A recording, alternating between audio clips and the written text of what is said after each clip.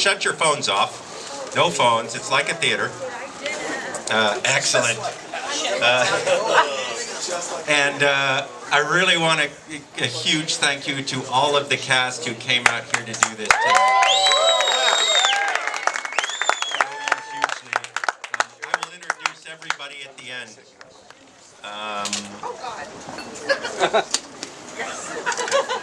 We're going to be live streaming, so if anybody wants to put that out, I think our Facebook page for Surfer Jack Productions.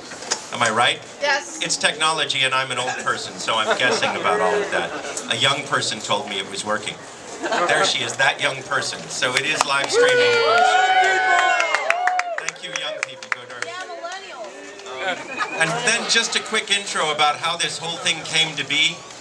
Dan and I were at the after party for Book of Mormon many years ago, and Bobby Lopez, who wrote Frozen, said to us, so when are we going to write a musical? And we said, well, anytime you want. I wish you hadn't asked us after we just watched Book of Mormon. But that would be really cool. And the joke pitch that we had that night, I think Dan might have come up with it, was we should write Moby Dick the musical, which led... Dick, exclamation point. So that was like good for 2 years worth of dick jokes over emails and text messages. And then one day I went to lunch with Dan and I had kind of this weird idea of how we could do that. Pitched it to him at a Thai restaurant that closed. So all of our best projects start at restaurants that are now closed. So if you have a restaurant... Don't let us brainstorm there. So this is really the story of somebody making the musical about Moby Dick.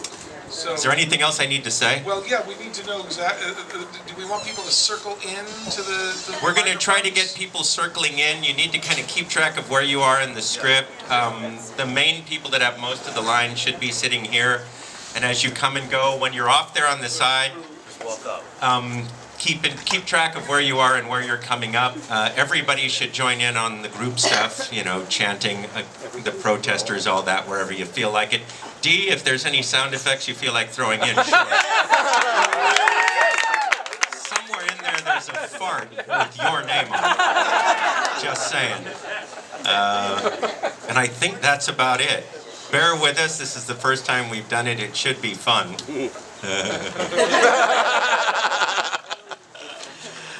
All right. Dan, you ready? Sure. All right. Fade in. Interior studio lobby day. The lobby is all modern fixtures, tiled floors and glass walls, like Ari's office in Entourage. Bosco, short, a writer in an unpressed blazer, enters and approaches the receptionist, who's as beautiful as she is disinterested. She is staring vaguely at her computer screen. Excuse me? Yes. I'm Bosco Short. I've got an appointment.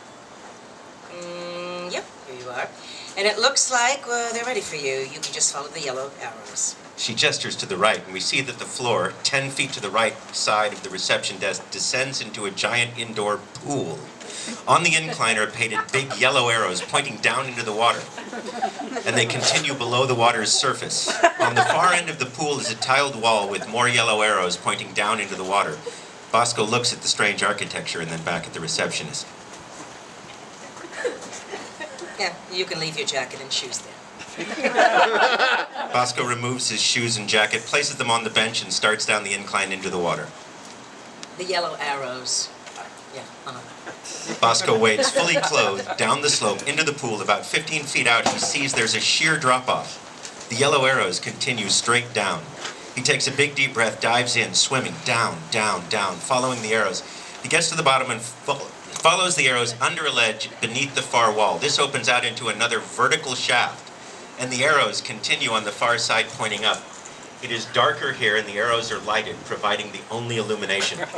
Bosco looks up and sees that on this side of the wall, the shaft is impossibly high, going up 60 or 70 feet into nearly total darkness, except for the lighted arrows, and at the very top, a circular opening where daylight casts dancing shafts of light into the gloomy water.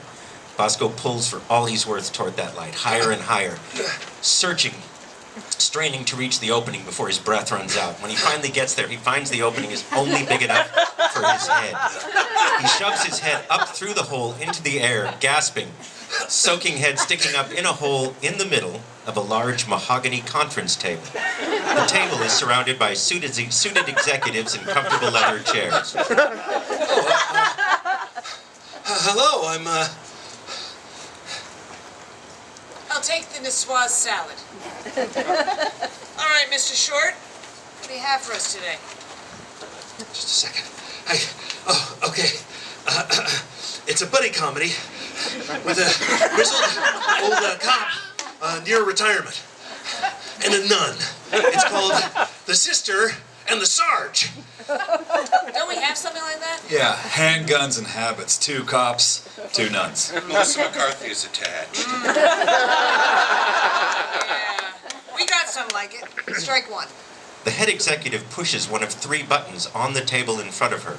A metal cage lowers from the ceiling, coming to rest on the far end of the table. Inside the cage, there is a monkey. Holding a straight razor.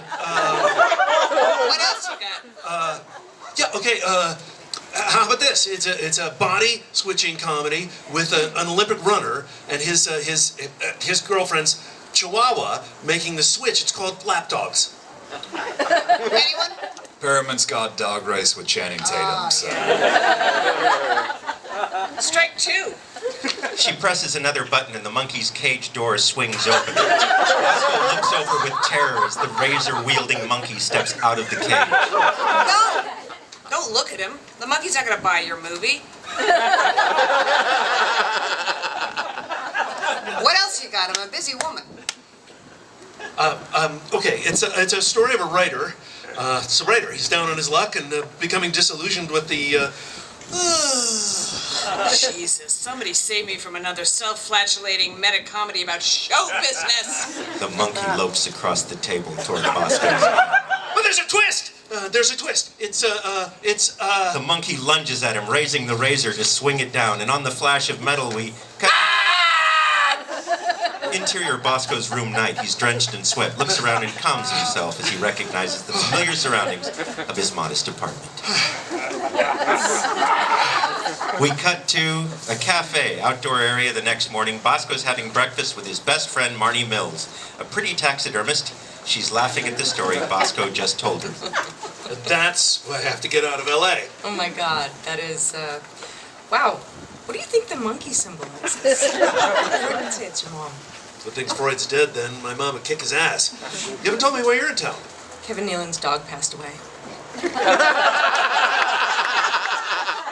That's just bizarre to me. That animals die? That people pay you to stuff them.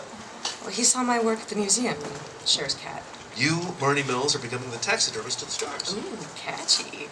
Gonna have to get a new business card. You're gonna have to move out to California just when I thought I might be moving back east. No, I'm back in New York on Tuesday. You moving back home?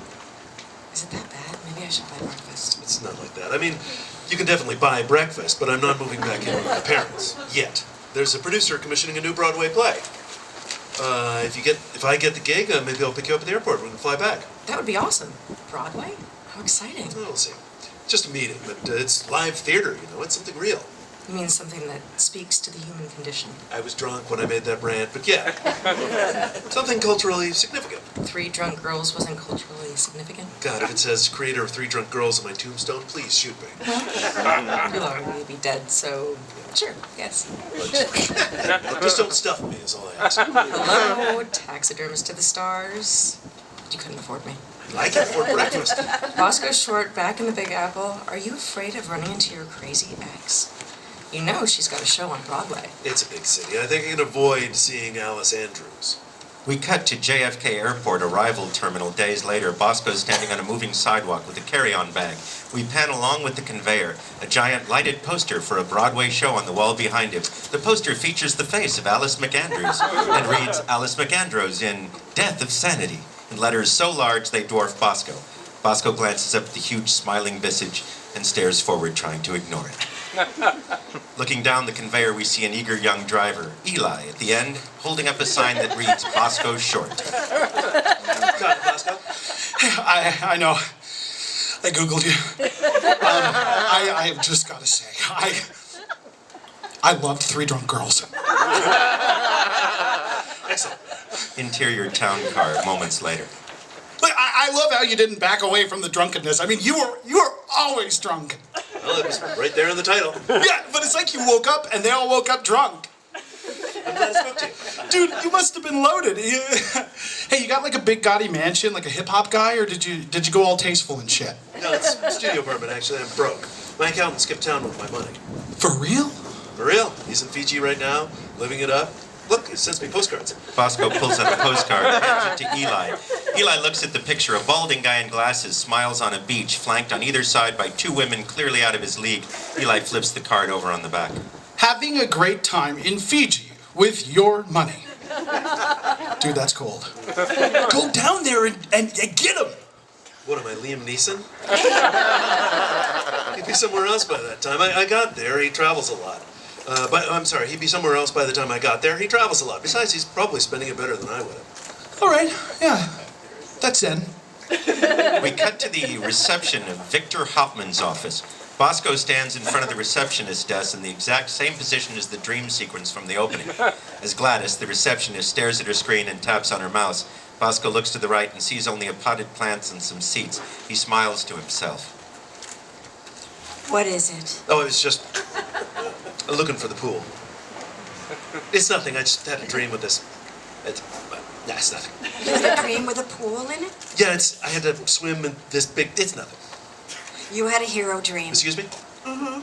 It's a classic hero story. The hero always has to cross water. Well, I crossed the Mississippi to get here. Does that count? That depends. If you're the hero of your own story, Mr. Hauptmann will see you now. She leads Bosco to a large door and opens it into Victor Hauptmann's office. It's a large plus room framed in old-fashioned dark wood, large windows looking out onto the cityscape. An imposing 15-foot great white shark is mounted on the wall over his desk. Victor Hauptmann comes out from behind the desk and extends a hand to Bosco. Hey, Mr. Short, Victor Hauptmann, call me Vic. Oh, it's a pleasure to meet you. Yeah, your flight was okay. They give you one of those hot towels. They did, actually. Yeah, I always love those. Opens up your pores. You know what? Why wait, huh, till we're on the plane? Gladys, honey, can you rustle up some hot towels for Mr. Short and myself? I'll see what I can find. Oh, no, that won't be necessary. Oh, that's nonsense. Live a little bit. This is Broadway, the great white way. Victor gestures to the great white shark above his desk. Oh, the great. Yeah. Right. Yeah, I see what you did. Yeah, I did that. Have a seat there. Have a seat, Mr. Short. Yeah, Have a please, seat. call me Bosco. Okay. Please, Mr. Short is my dry cleaner. It's a joke. My father. Mr. Short is my father, but I also had a dry cleaner. His last name was Short. It's a coincidence. Well, that's funny. That is very, very funny, but is that a coincidence? I mean, you're dry cleaner and you share a name. Are you related? Was he secretly your long-lost uncle? Or were you just destined to someday end up in this office and make that joke? Is this meeting part of some predestined cosmic dance? Are those the only two choices? Yeah. Are you ready to talk turkey, Mr. Bosco Short Gobble Gobble? Yes, I'm Yeah. I want to produce a play that will light Broadway on fire. I want to bring Herman Melville's Moby Dick to the stage. Moby Dick. Yeah, Moby freaking Dick. The great American novel. You realize that there is a whale in that. Yeah, monstrous white whale, but is the whale the real monster, or is it Ahab, the ship's captain that lost his leg to the whale and now risks everything, even the lives of his crew, to wreak his revenge? Is that right, wreak? Yeah, Reek. Yeah. That's good. I used to watch that movie every summer with my dad. It is a great story. Yeah, it's about obsession. It's about man's inability to see past his own desires. It's about the human condition. Exactly, my friend, and that's what I want you to write for me. I would write it myself, but I simply don't have the talent. Oh. Will you be my quill, Bosco Short? Will you join me on this adventure? Hot towels, Mr. Hauptmann. That's excellent, Gladys. Hauptmann and Bosco sit next to each other a moment later, both leaning back in large leather recliners with hot towels covering their faces. Will you be my quill? I'll be honest, Vic, it's an interesting challenge. I'll pay you $100,000. You had me and I'll pay you $100,000. Yep. Excellent. After a long beat, We cut to JFK Airport several nights later. Marnie Mills comes down the same conveyor belt that Bosco took. She pays no mind to the huge poster with Alice McAndrew's face on it. She sees Bosco waiting at the end of the belt, holding a sign that says, "Taxidermist to the Stars." That's me. I'm the taxidermist to the stars. I don't believe you. I'm going to have to ask you to kill something and stuff it. Not me, something else. Interior town car, night, moments later. Eli is driving. Marnie and Bosco in the back seat. Moby Dick? You love Moby Dick. I know, it's a real story with, heft. How long are you going to be here? Hoffman, the producer, is putting me in he was putting me up in an apartment for the duration, so who knows? It's on Fifth Avenue.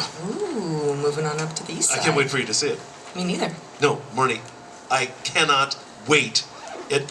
As in, you should go there before I take you home. Bosco, I've been on a plane for 6 hours. I want to settle in. No. You will thank me later. We cut to the interior of Bosco's New York apartment. It's entirely decked out in nautical-themed decorations to an obsessive-compulsive degree. The fridge is the shape of the front of a boat stood on end. The dining room table has a boat as the base, and carved mastheads topping the posts of the seat backs. Every framed picture and every knick-knack, of which there are many, is nautical-themed or whale-themed. Okay. Wow. Yes, right? It's worth it, right? Oh, yes. This is Hoffman's idea of getting me into the spirit of the gig. Look, he left a note. Avast ye matey, here be your lodgings. It's creepy, boss. It's hilarious, Marnie. Plus, you're a taxidermist, so your creepometer is already broken. Marnie points to a framed painting of a grim-looking boat captain, an artist impression of Ahab. Just the same, I would watch this guy's eyes to make sure they don't start following you.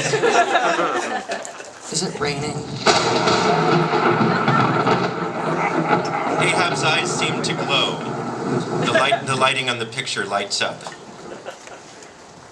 Is it raining? No, Hoffman set that up. It's a motion sensor. Watch this.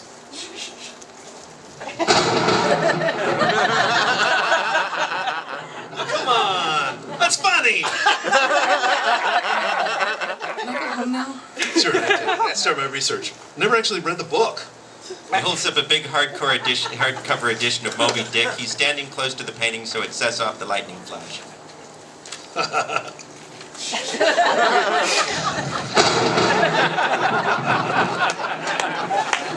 Interior of Bosco's apartment. He's poured himself a glass of wine and sits down with the enormous tome and starts to read. There's a montage. Bosco on the couch reading Moby Dick. At the breakfast table, reading while eating scrambled eggs. Bosco more disheveled, reading at the table, eating greasy takeout pizza as he drops a big drop of grease on his chin, looks around for a napkin and then wipes the chin on the pages of the book. Sitting on the toilet reading, pulls a square off, looks at the single piece and then at his book and uses the toilet paper square as a bookmark and closes it. Bosco back in his bed reading. He holds the book above his head, nods off, drops the book onto his face. Bosco reading on his couch again, this time in his bathrobe, unshaven, with a black eye. We cut to Marnie's taxidermy studio. There's stuffed animals of all types and levels of completion throughout the room. Marnie's working on a blackbird. Bosco is collapsed on the couch and waving his dog-eared copy of Moby Dick. There are over 100 pages of just the minutiae of whaling business. There's an entire chapter about the whiteness of the whale, chapter 42, the whiteness of the whale. And just in case you thought it was eggshell or tube. Hey, no spoilers. And Puig and Ishmael, they get married. Here it is. He pressed his forehead against mine, clasped me round the waist, and said that henceforth we were married. Well, gay marriage in Nantucket in the 1800s, how progressive. Plus, Puig's a cannibal, so imagine bringing him home to meet the parents. Oh, hey, speaking of parents, I ran into yours at China Grill. Oh, crap. You didn't tell them you were in town? I've been busy. Well, your mom invited both of us to dinner in Soho on Friday. I've got work to do. Bring the book. You can read it if it gets boring. Boring is never a problem with my parents. We cut to the rooftop of a restaurant at night. Bosco and Marnie sit opposite Sid and Sheila Short, Bosco's parents. Hi, Mom. And I told him I have been doing my Kegels. Maybe you need to do more push-ups.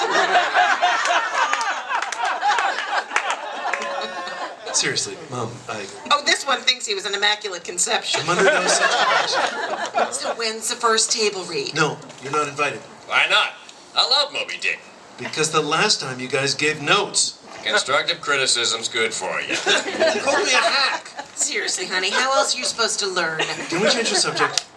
Marnie, it's so good to see you. Great to see you too, You've Mrs. grown into S. such a beautiful woman. I don't know why you two never got together. Because she touches dead things for a living. And he's dead inside. It's very true. I'm a husk. Besides, we did make out once, remember? I'm surprised you remember. Really? And then we never spoke of it again. Until right now, in front of your parents, where it wouldn't be weird. We did not go all the way. All the more reason. Sheila, stop trying to get them to have sex. Well, you're not going to see that Alice girl again, are you? No, I'm not going to see Alice McDandrews, except, you know, when I'm outdoors with my eyes open, apparently. He gestures, and we see that on the side of the building next to the rooftop is a huge Alice McAndrews billboard dwarfing them. Oh, that's her. Sid, I told you she looked familiar. You know what I say to that?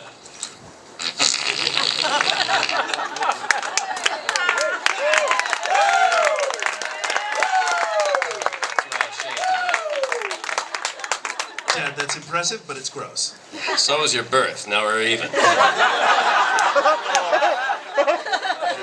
Okay, great. Hey! Bosco Short, the man, the myth, the legend. Mr. Hoffman, Vic. These are my parents, Sid and Sheila. Sure, lovely to meet you, too. Pleasure. Charmed. Vic is the producer who hired me for the Moby Dick project. Oh, what a lovely coincidence. No, it's not.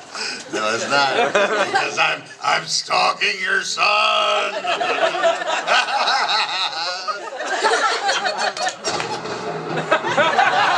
Everyone at the table looks over to the left and sees a waiter taking flash pictures of customers celebrating a birthday. Next to him, a busboy is bending to pick up a giant metal serving bowl he dropped, which is still rolling around, making the sound of rolling thunder. I kid. This is one of my favorite restaurants. You got to try the grouper. Oh, thank you. And this is Marty Mills. Oh, come on. Not the taxidermist.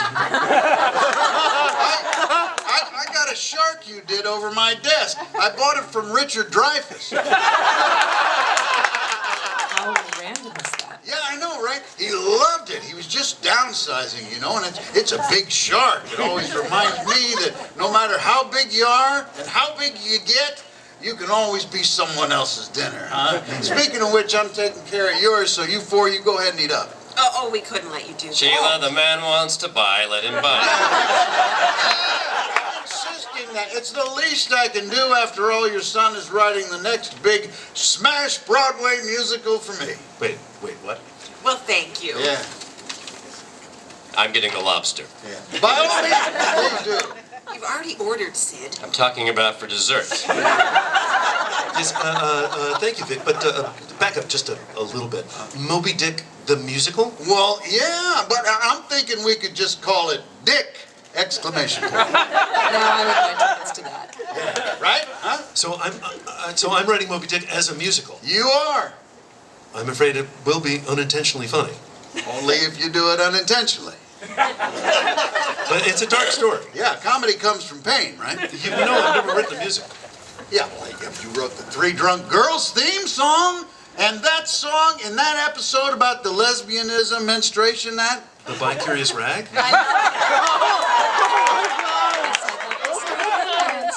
There's a crime scene in my pants. So flattered you remember. That's it exactly. When I heard that, I knew that this man can write a song about anything. Yeah, that's my guy, and I can't wait to hear the songs you'll write for me for Moby Dick. Well, I'm not really sure I'm the guy to... Yeah, Bosco. Right now, it might seem insurmountable, okay? But that's just because you haven't surmounted it. All right? Surmount it, Bosco. Surmount it. Never heard that used as a transitive verb. We cut to later that night on the street. Bosco is walking Marnie back to her place. So I'm writing a Moby Dick musical. Dick! Exclamation point. You're gonna laugh. Only if you do it right. But I got into this because I want to move people, not make them snicker. Well, you can do both. They're not mutually exclusive. Vic obviously thinks you're up to the challenge, and I think he's right. There's a big talented brain inside that head of yours. Thanks. I've always been under the impression that nothing I ever did impressed you. Well, I don't let you know because I don't want you to get a big head. Look, if you commit yourself to this, I mean really commit, you'll make something really special. I know it. And when you do, I'll buy you a bigger hat. A bigger hat? Because of how much bigger your head will be when you finally impress me. Go write your musical. I'll see you tomorrow. We'll do lunch. All right. Dick the musical. I don't even know where to begin. Easy. Call me Ishmael. Marnie goes in and Bosco walks away down the street. Meanwhile, Marnie looks back out her window watching him walk away. We cut to the interior of Bosco's apartment the next day. Bosco sits at the piano in his living room, plunking on the keys, trying out different melodies. The first two are familiar.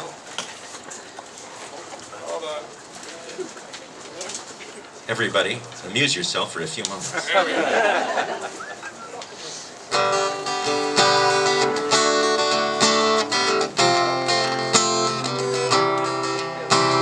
Call me Ishmael, 'tis the name that I was given.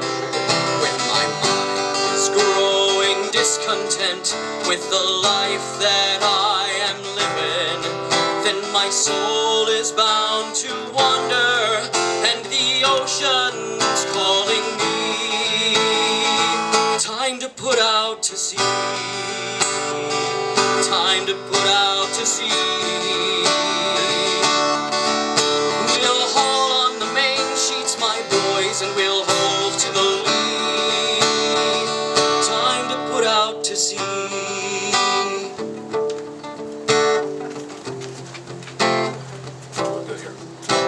Nice. Yeah, I'm on the wrong page. But, It was set in the 80s, the 1880s. This book is heavy. We're on page 25. oh, yeah, that's right. Okay. You should try dropping it on your face. Call me Ishmael, just don't call me late for dinner. Hey, speaking of food, are we having lunch? Because I'm starving like Marvin. Marving isn't a word. You go, I'm not hungry. I've got to get an angle on this opening. You're not just introducing Ishmael, you know. This whole first chapter is about the decision to go on a journey. Later. Go to the next group of... Yeah. You got it. We started too early, sorry about that. No, so It's all right. So with Stephen picking up hopefully. Yep. Am I? Yeah. The last line we sang was Yeah. hove to the lee, time to put out to sea. Okay. Hove to the lee. I googled sailing terms. So, Bosco, this is Natasha Bernal. She's agreed to direct our play. Oh, well, welcome aboard then. I don't do that. Could I get you something to drink? Do you have wheatgrass juice and local honey? I'd be very surprised if I did. Yeah, Natasha just did Animal Farm off Broadway. You know, the one where all the pigs were made out of screen doors.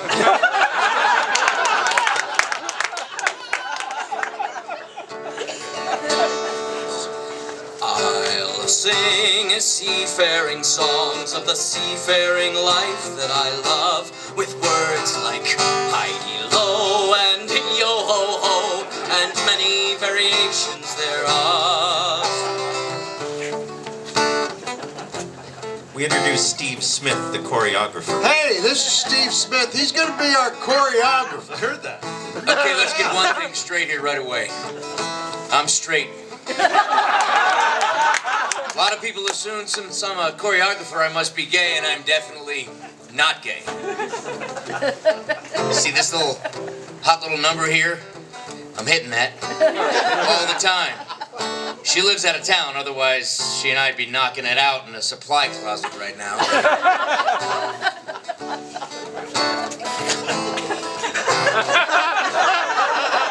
Time to put out to sea. Time to put out to sea. There we go, I'll find it somewhere. Yes, I'm driven to wander as if by some holy decree. I don't have a problem with gay people per se. I don't care what you do in the privacy of your own homes. If you suck on each other's penises until you orgasm, I don't care. If you get all oiled up and have anal intercourse, just keep it to yourselves. Maybe you're in a relationship, but you try a threesome just to spice it up. Just some guy you picked up in a bar, I don't want to hear about it. Maybe you're going down on the guy while the guy from the bar, behind your partner is going down on you, and the guy from the bar is reaching around. Look, as long as you don't talk about it here, I don't care. Maybe you've got some sort of a sex swing with stirrups. One of you is wearing a ball gag, but that's none of my business. We cut to the interior of Bosco's apartment. There are Meister burger bags strewn across the dining room table. Marnie's drinking a soda while thumbing through a whaling website on her iPad. Bosco's drinking a milkshake. Apparently, whaling was one of the most dangerous things you could do in the 1800s. Yeah? Yeah, it was like the deadliest catch on steroids. I don't know if that factors into your song. We cut to the empty theater. Chet is still singing. Other actors around him during choreography as they build to the big finish. Steve is off to the side watching and doing the choreography too. I hope I don't die from scurvy, the flu, or Hep B, lose a limb and end up as a sad amputee, or fall out of the crow's nest and crash to the deck, or get buried at sea with a harpoon in my neck. I hope the ship doesn't sink or get dashed on the rocks. Hope my bunkmate is free of the plague and smallpox. Hope there's never a really long line for the head, but mostly I pray that I don't end up dead. I hope none of these seafaring mishaps will happen to me when I put out to sea.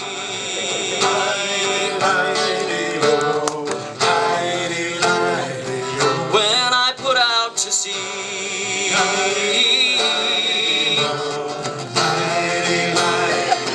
When I put out to sea.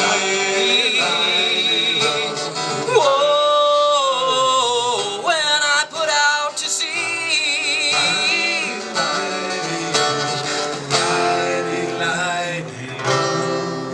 When I put out to sea.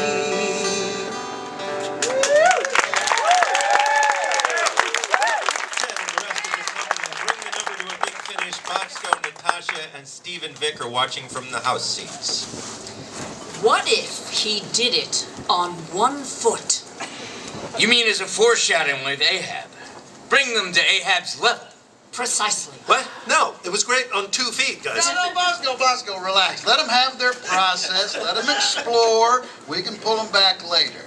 Hey, I have some exciting news. You know how I've been trying to get someone with some real marquee value to play Starbuck? Yeah. Yeah?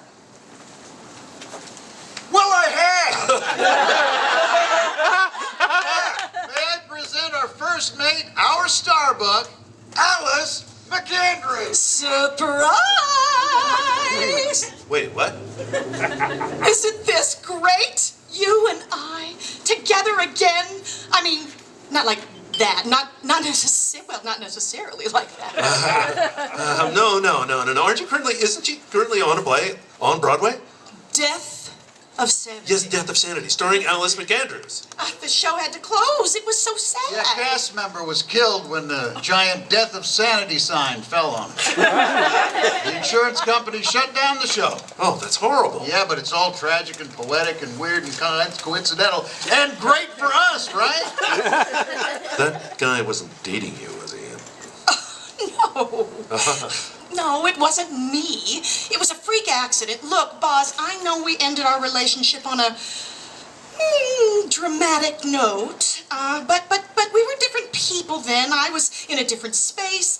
I promise this time, no drama. Hello?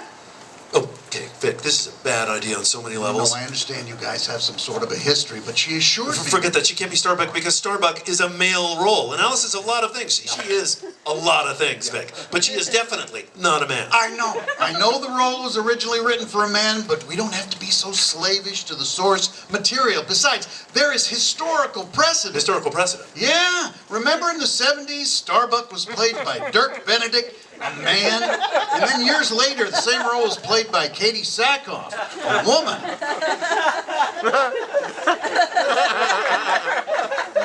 Did you seriously just say Battlestar Galactica? Yeah, it was 30 years ago. Oh my God. Okay, so this is really embarrassing, but I'm afraid we've got to evacuate. That was my stalker, and the police traced the call to inside this building, so we gotta go. Exterior theater later that evening, everyone standing outside huddled in jackets. The scene is lit by police lights. Several cops are dragging away Michael Chang, Alice's stalker. I wasn't doing anything! Mr. Chang, you know there's a restraining order. No, this is harassment. I wasn't... Alice! Alice! I want to wear your scalp! Not like a wig, but like a hat! Alice! Chang breaks out of the policeman's grip and climbs up on the police car. Look! Look! He rips off his shirt. He has a very detailed black and white picture of Alice's face tattooed on his chest. Oh my God, is that my yearbook photo? I hated that picture. I have another one! He starts to undo his pants. The police tackle him. They put him in the police car and take him away. Well, so far so good on the whole no drama thing.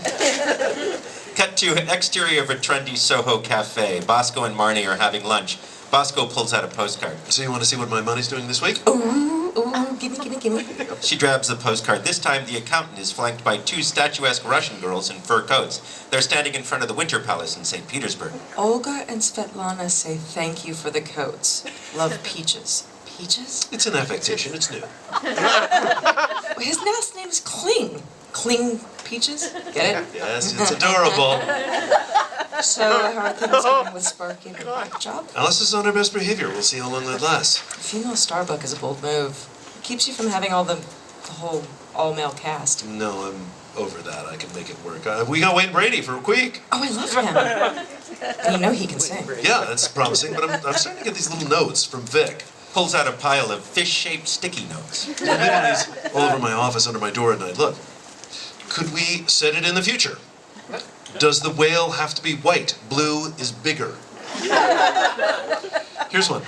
We could tell the story backwards. Apparently it's just rendered memento. All nude? Question mark? Esperanto? Question mark?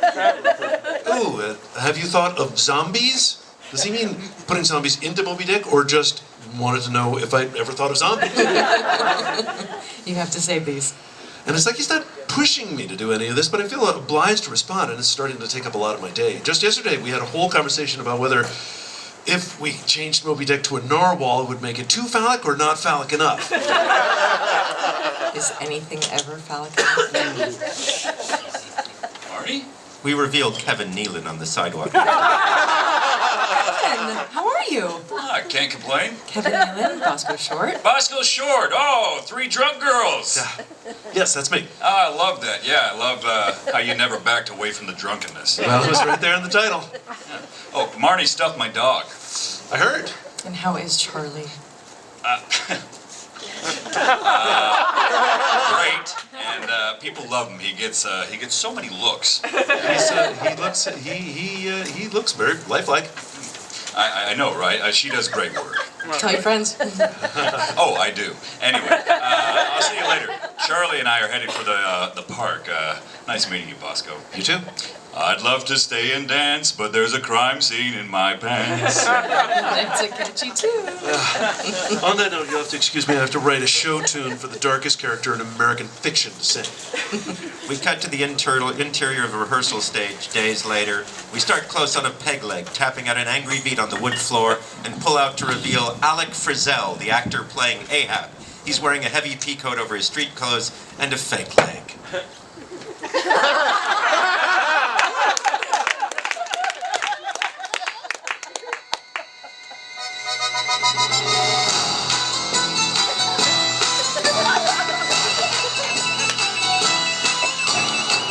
Iron Men, you're whaling men. You've seen a lot of whales, so you think you know. But I say you've never seen the worst of them. They call him Moby Dick, and he's as white as snow. Moby Dick, Moby Dick, that pale devil's hiding somewhere down beneath. Moby Dick, he's a prick. He's probably using my fibula to pick his teeth. You know your orcas from your grays. Good whaling facts for days, and as an expert now you're feeling mighty slick. Well, you may know whales, but you don't know dick.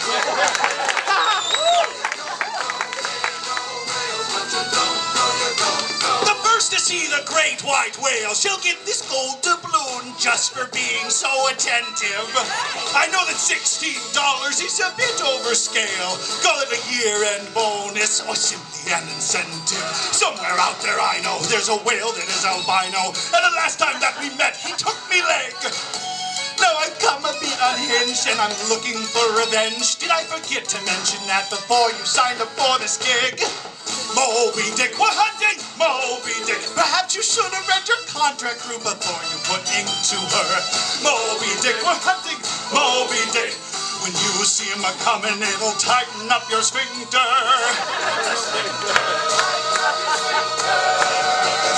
Just a cursory exam will tell you this aquatic mammal is a demon that'll cut you to the quick. So you may know whales. You may have heard the tales. Yes, you may know whales, but you don't know Dick. No, you don't know Dick. No, you don't know Dick. No, you don't know Dick.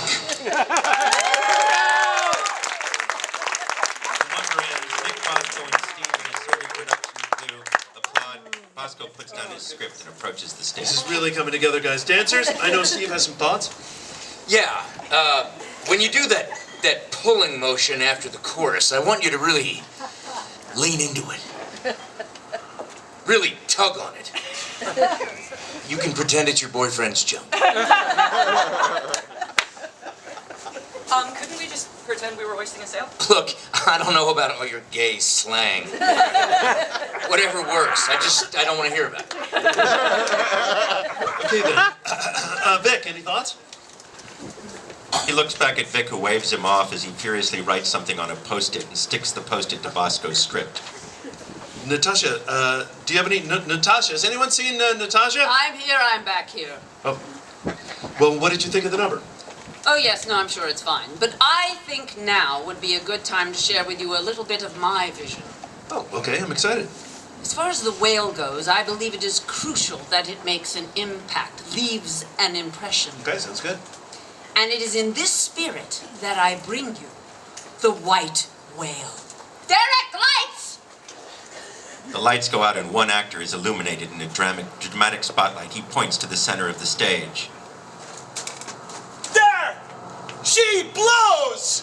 A group of 10 or so performers move onto stage in unison. They're all wearing white robes with white kabuki makeup. They wail together in dissonant harmony like the ghosts in an old movie. They move around the stage as a unit, swaying back and forth and wailing. Whoa, whoa, whoa, whoa, whoa, whoa, whoa, whoa, whoa, whoa. Slow down. Cut that, whatever that is. Behold the white whale!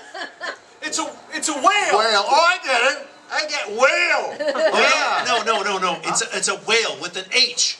This is theater. It doesn't have to be literal. It can be impressionistic. Listen, Moby Dick is not a plaintive whale. He's a sperm whale. Don't worry. I anticipated this. A small group of dwarves in black outfits holding black poles with large foam rubber sperms on the end. They wave the poles so the sperm appear to dance and swim around the course. No! This is definitely not helping. Look, it needs to be like an actual whale. So you just want a giant fish on stage? Well, an aquatic mammal, but yes. Art is not people knowing what they're looking at. People are going to be looking at their programs to see if they're in the wrong theater. At least that is an honest emotional reaction. I cannot work like this. She storms off, slams the door behind her. You can't portray the biggest, scariest monster in American literature with 6 guys in kabuki makeup and a bunch of midget ninja sperm wranglers. Hey! We prefer the term little person ninja sperm wrangler. Really? No, not really. When you attach ninja sperm wrangler to it, it doesn't make much difference. The sperm wranglers in the chorus exit quietly. Vic, I really think Natasha's not working out. Yeah, you're probably right. You should fire her. Me? You should fire her. It's your production. No. I don't like to fire people. If someone's not working out, I just hire someone above them and have that person fire 2 people. That way I keep costs down. Does that mean I have to fire 2 people? No. I already hired you. But now we have to find a new director. Why? The show needs a director, Alice. No, I mean, why are you looking? Bosco should direct. Oh, that's perfect! No, I don't think that's a good... Before Three Drunk Girls, he directed a play off-Broadway. It was so far off Broadway, it was practically in the Hudson. You were great. No, it's perfect. No one knows the material better than you. I'm still writing the material. Surmount it, Bosco. Again with the transitive use, Vic. It's off-putting. Hey, look, just surmount it, will you? It's off-putting! Okay. Cut to the Burgermeister the next day. Marty and Bosco sit at a table eating Meister burgers. So you're directing it? Well, apparently, which is great because it's more money, but that's not the best part. What's the best part? Huffman wants me to hire you to build the whale. What? He said, and I quote, "That girl knows how to build a lifelike fish." A whale? No. I would have to hire an engineer and an animatronic guy, and it's too much work. He said he'll pay you $50,000. Well? You had me at, he said he will pay you $50,000. Really? Yeah, just give me 3 days. I have to finish off Fisher-Stevens' Baboon.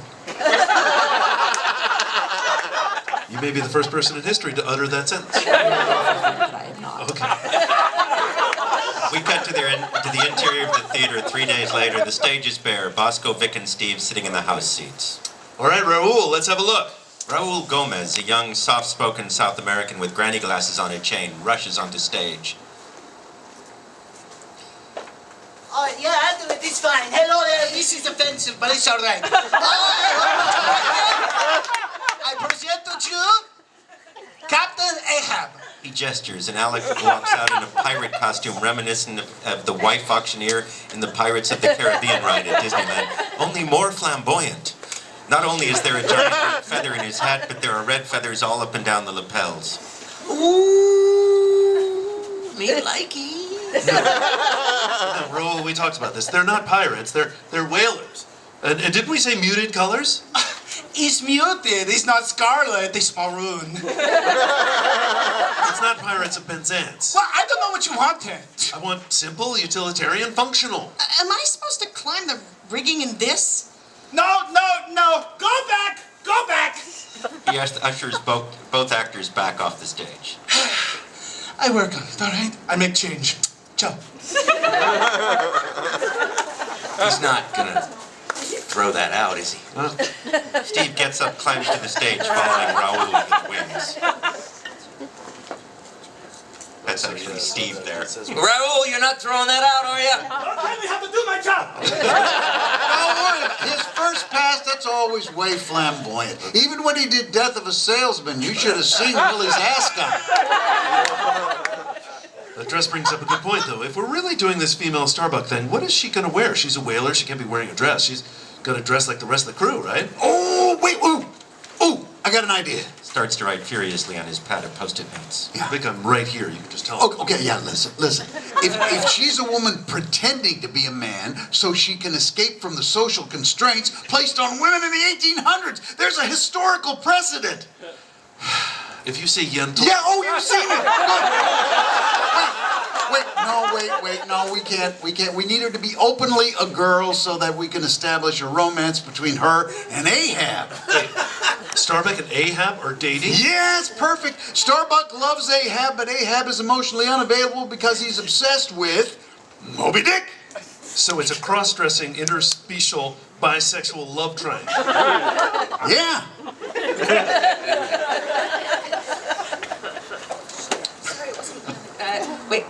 Wait, what kind of whale am I building here? Oh my goodness, Miss Mills, my shark stuffer. Interior backstage moments later, Marnie, Bosco, and Hoffman enter the workshop area, and on the wall is a graphic of the front half of the sperm whale blown up to actual size. We'll just need the front. That's all we're gonna say, but it'd be nice if the jaw was articulate. Oh, hey, could we have it sing, like the plant in Little Shop? No, just realism. Marnie grabs the black stick with the white foam sperm on the end. What is this all about? Well, you're seeing it out of context. Imagine a little person in a ninja outfit. Alice approaches wearing Ahab's pirate outfit. Hey, can I wear this one? Because this I can move in. Oh, hey, I always think of you as a dead animal girl. I always think of you as Firestarter. Oh, were you in that? No. She's referring to, well, there was an incident. She burned down Bosco's apartment. Well, that was almost entirely an accident. No, let's not argue about who burned down my apartment because we all know it was Alice, right? Yeah. Yeah, we gotta, well, you've got to get out of that pirate costume. Why? Is it making you hot? Only under the collar, and I have to write a love song for a cross-dressing interspecial bisexual love triangle. Cut to the interior of the theater days later. Alice and Alec, as Starbuck and Ahab, act out a scene on stage. Vengeance on a dumb brute that simply smote thee out of blindness and instinct is madness, Captain. Talk not to me of madness. I'd smite the sun if it insulted me. Then Moby Dick has taken more than your leg. He has taken your eyes as well, for you cannot see what is right in front of you. Till I see the white whale dead, I'll see nothing else. No. And the whale has taken your heart as well. At least, what is left of it.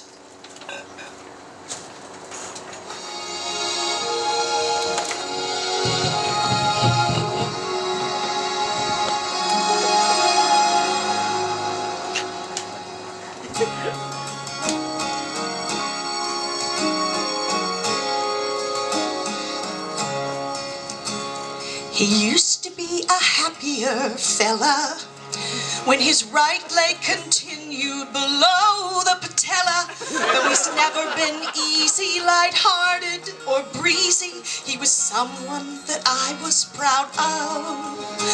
Then the white whale took his foot and his shin, and now his obsessions become my chagrin.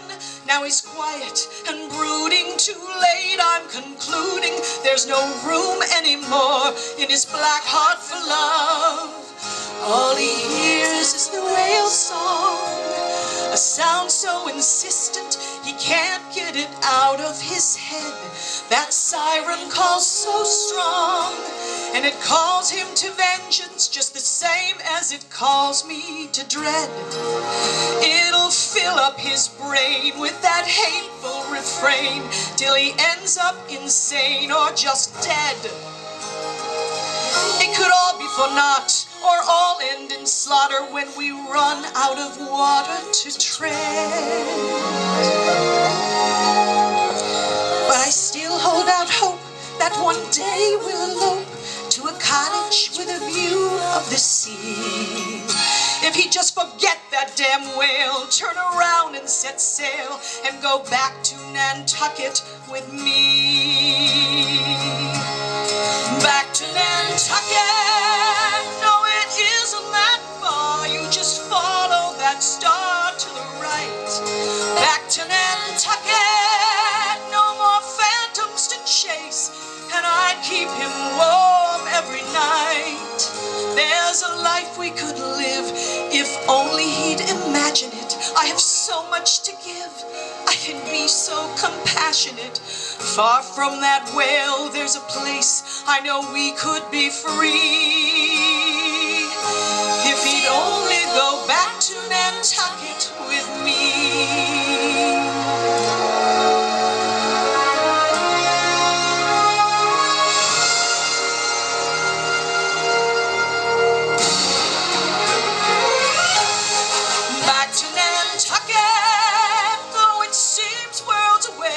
I can point to that spot on a chart. Back to Nantucket, I'll take you back there today. But this ocean just keeps us apart. His mission of vengeance seems so ill-advised. If he just shift his focus, he'd be so surprised to find out that his heart could be opened, and I have the key.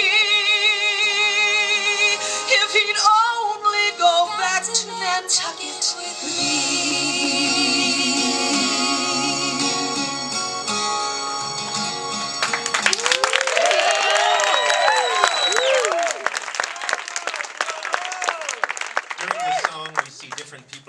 crews stop what they're doing and wander out to watch. Even Marnie stops working on the whale and watches the end of the number. When it's over, everyone applauds and a couple people wipe away tears. That's unbelievable. See, look, in the human condition, you didn't want to hire her. I never said she couldn't sing. Alice, that was magnificent, really. Yeah. All right, everybody, that's it for the day. We're working on the harpooners scene tomorrow. So that's Queequeg, Tashiko, and Dagu at 9 for blocking. Everyone else starts at 10. Alice walks off stage, runs into Marnie. Alice, I have to say, that was really good. For once, I didn't think you were as that crazy whack job Bosco used to date. Thank you. Back to Nantucket. I will be singing that song for the rest of the night. Boz, that was really good. Well, thanks. Yeah, I've got to run. You gonna be around later? Yeah, I'm gonna work some stuff out on the piano here. All right, see ya. Ciao.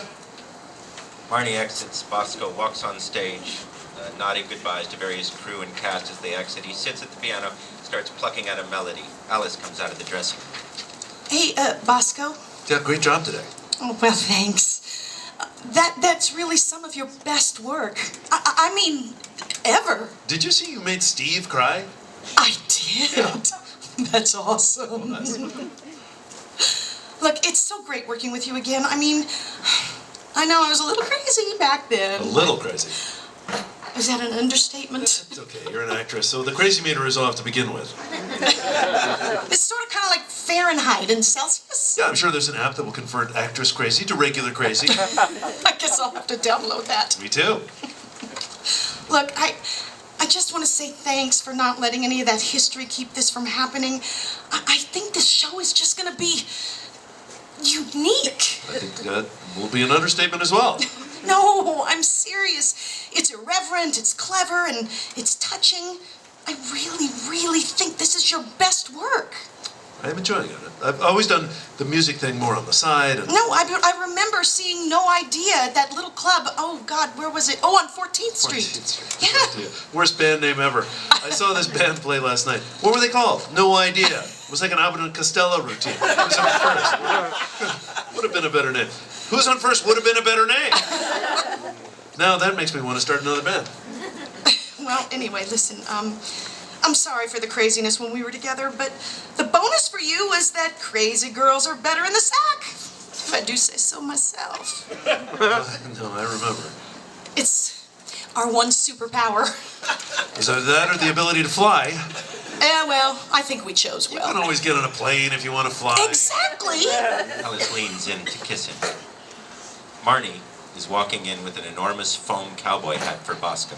She sees Bosco and Alice kissing and stops in her tracks. She looks down at the bigger hat in her hand and quietly backs away and exits. I think this is not a good idea. You're not feeling it? No, it feels like a good idea. The physical thing was never a problem with us, but I think we both know the rest of it was. Well, maybe we should just keep it physical then. Well, we cut to a New York street the next morning.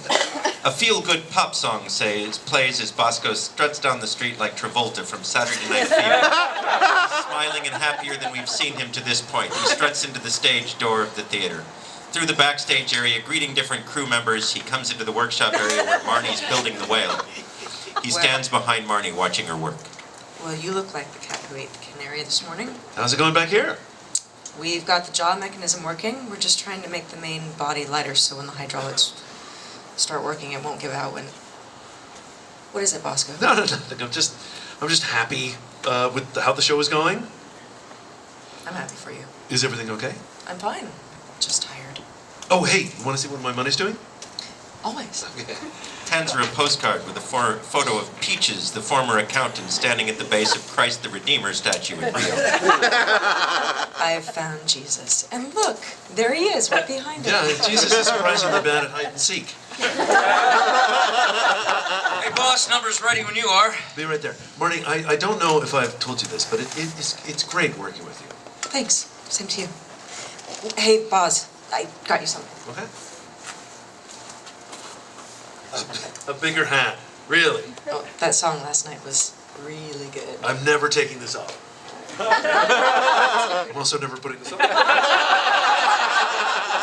Bosco exits. Marnie smiles a bittersweet smile and gets back to work on the whale. We cut to the interior stage. Moments later, the entire chorus is on stage doing a rousing, up-tempo, show-stopping dance number, Queequeg, Tash, Tego, and Dagu, sung mostly by the actor playing stops.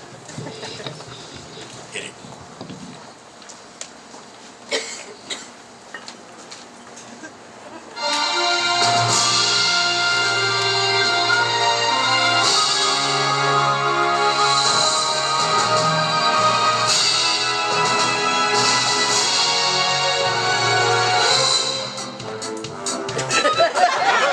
Pequod has 3 gentlemen on whom we all rely. Take aim upon their quarry and let their harpoons fly. They're strange, dark, and foreign, and they're sinewy and spry. They're solid men of action, and their words are rough and few. At the bow of every whaleboat, they stand ready for the kill. We think that they are probably psychologically ill, but when they hurl their lances, they give every man a thrill.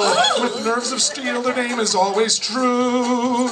They're Queequeg, Tashtego, and Dagu. Queequeg, Tashtego, and Dagu. There's not another man I'd rather have in my canoe. If the ship was just a model, then these 3 would be the glue. Queequeg, Tashtego, and Dagu. Now, Queequeg is a cannibal, there's no denying that. And take a gander at his face, now there's a wicked tat. Back home in Cocoroco, he was a big aristocrat. He's already got his coffin, and we think that he'll pull through. Tashtego is an Indian, a gayhead, so they say. He comes from Martha's Vineyard, he can cap a whale's head. He may be the last one of his tribe, so all the rest are dead. But don't mention that, it only makes him blue. Queequeg, Tashtego, and Dagu. Dagu, he hails from Africa, and he is big and black. Say what? Well, that's really all we know about him. I mean, he doesn't talk much. But I'm sure other details will emerge. Yes. Listen to the volume when they do. Queequeg, Tashtego, and Dagu. Queequeg, Tashtego, and Dagu. The most intimidating members of the Pequod's crew. Just stick with them, we'll all be eating blubber stew. Queequeg, Tashtego, and Dagu.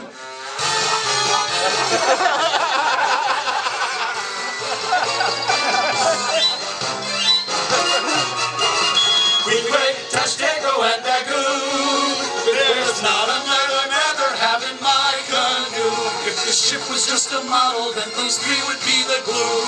Queequeg, Tashtego, and Dagu. Queequeg, Tashtego, and Dagu.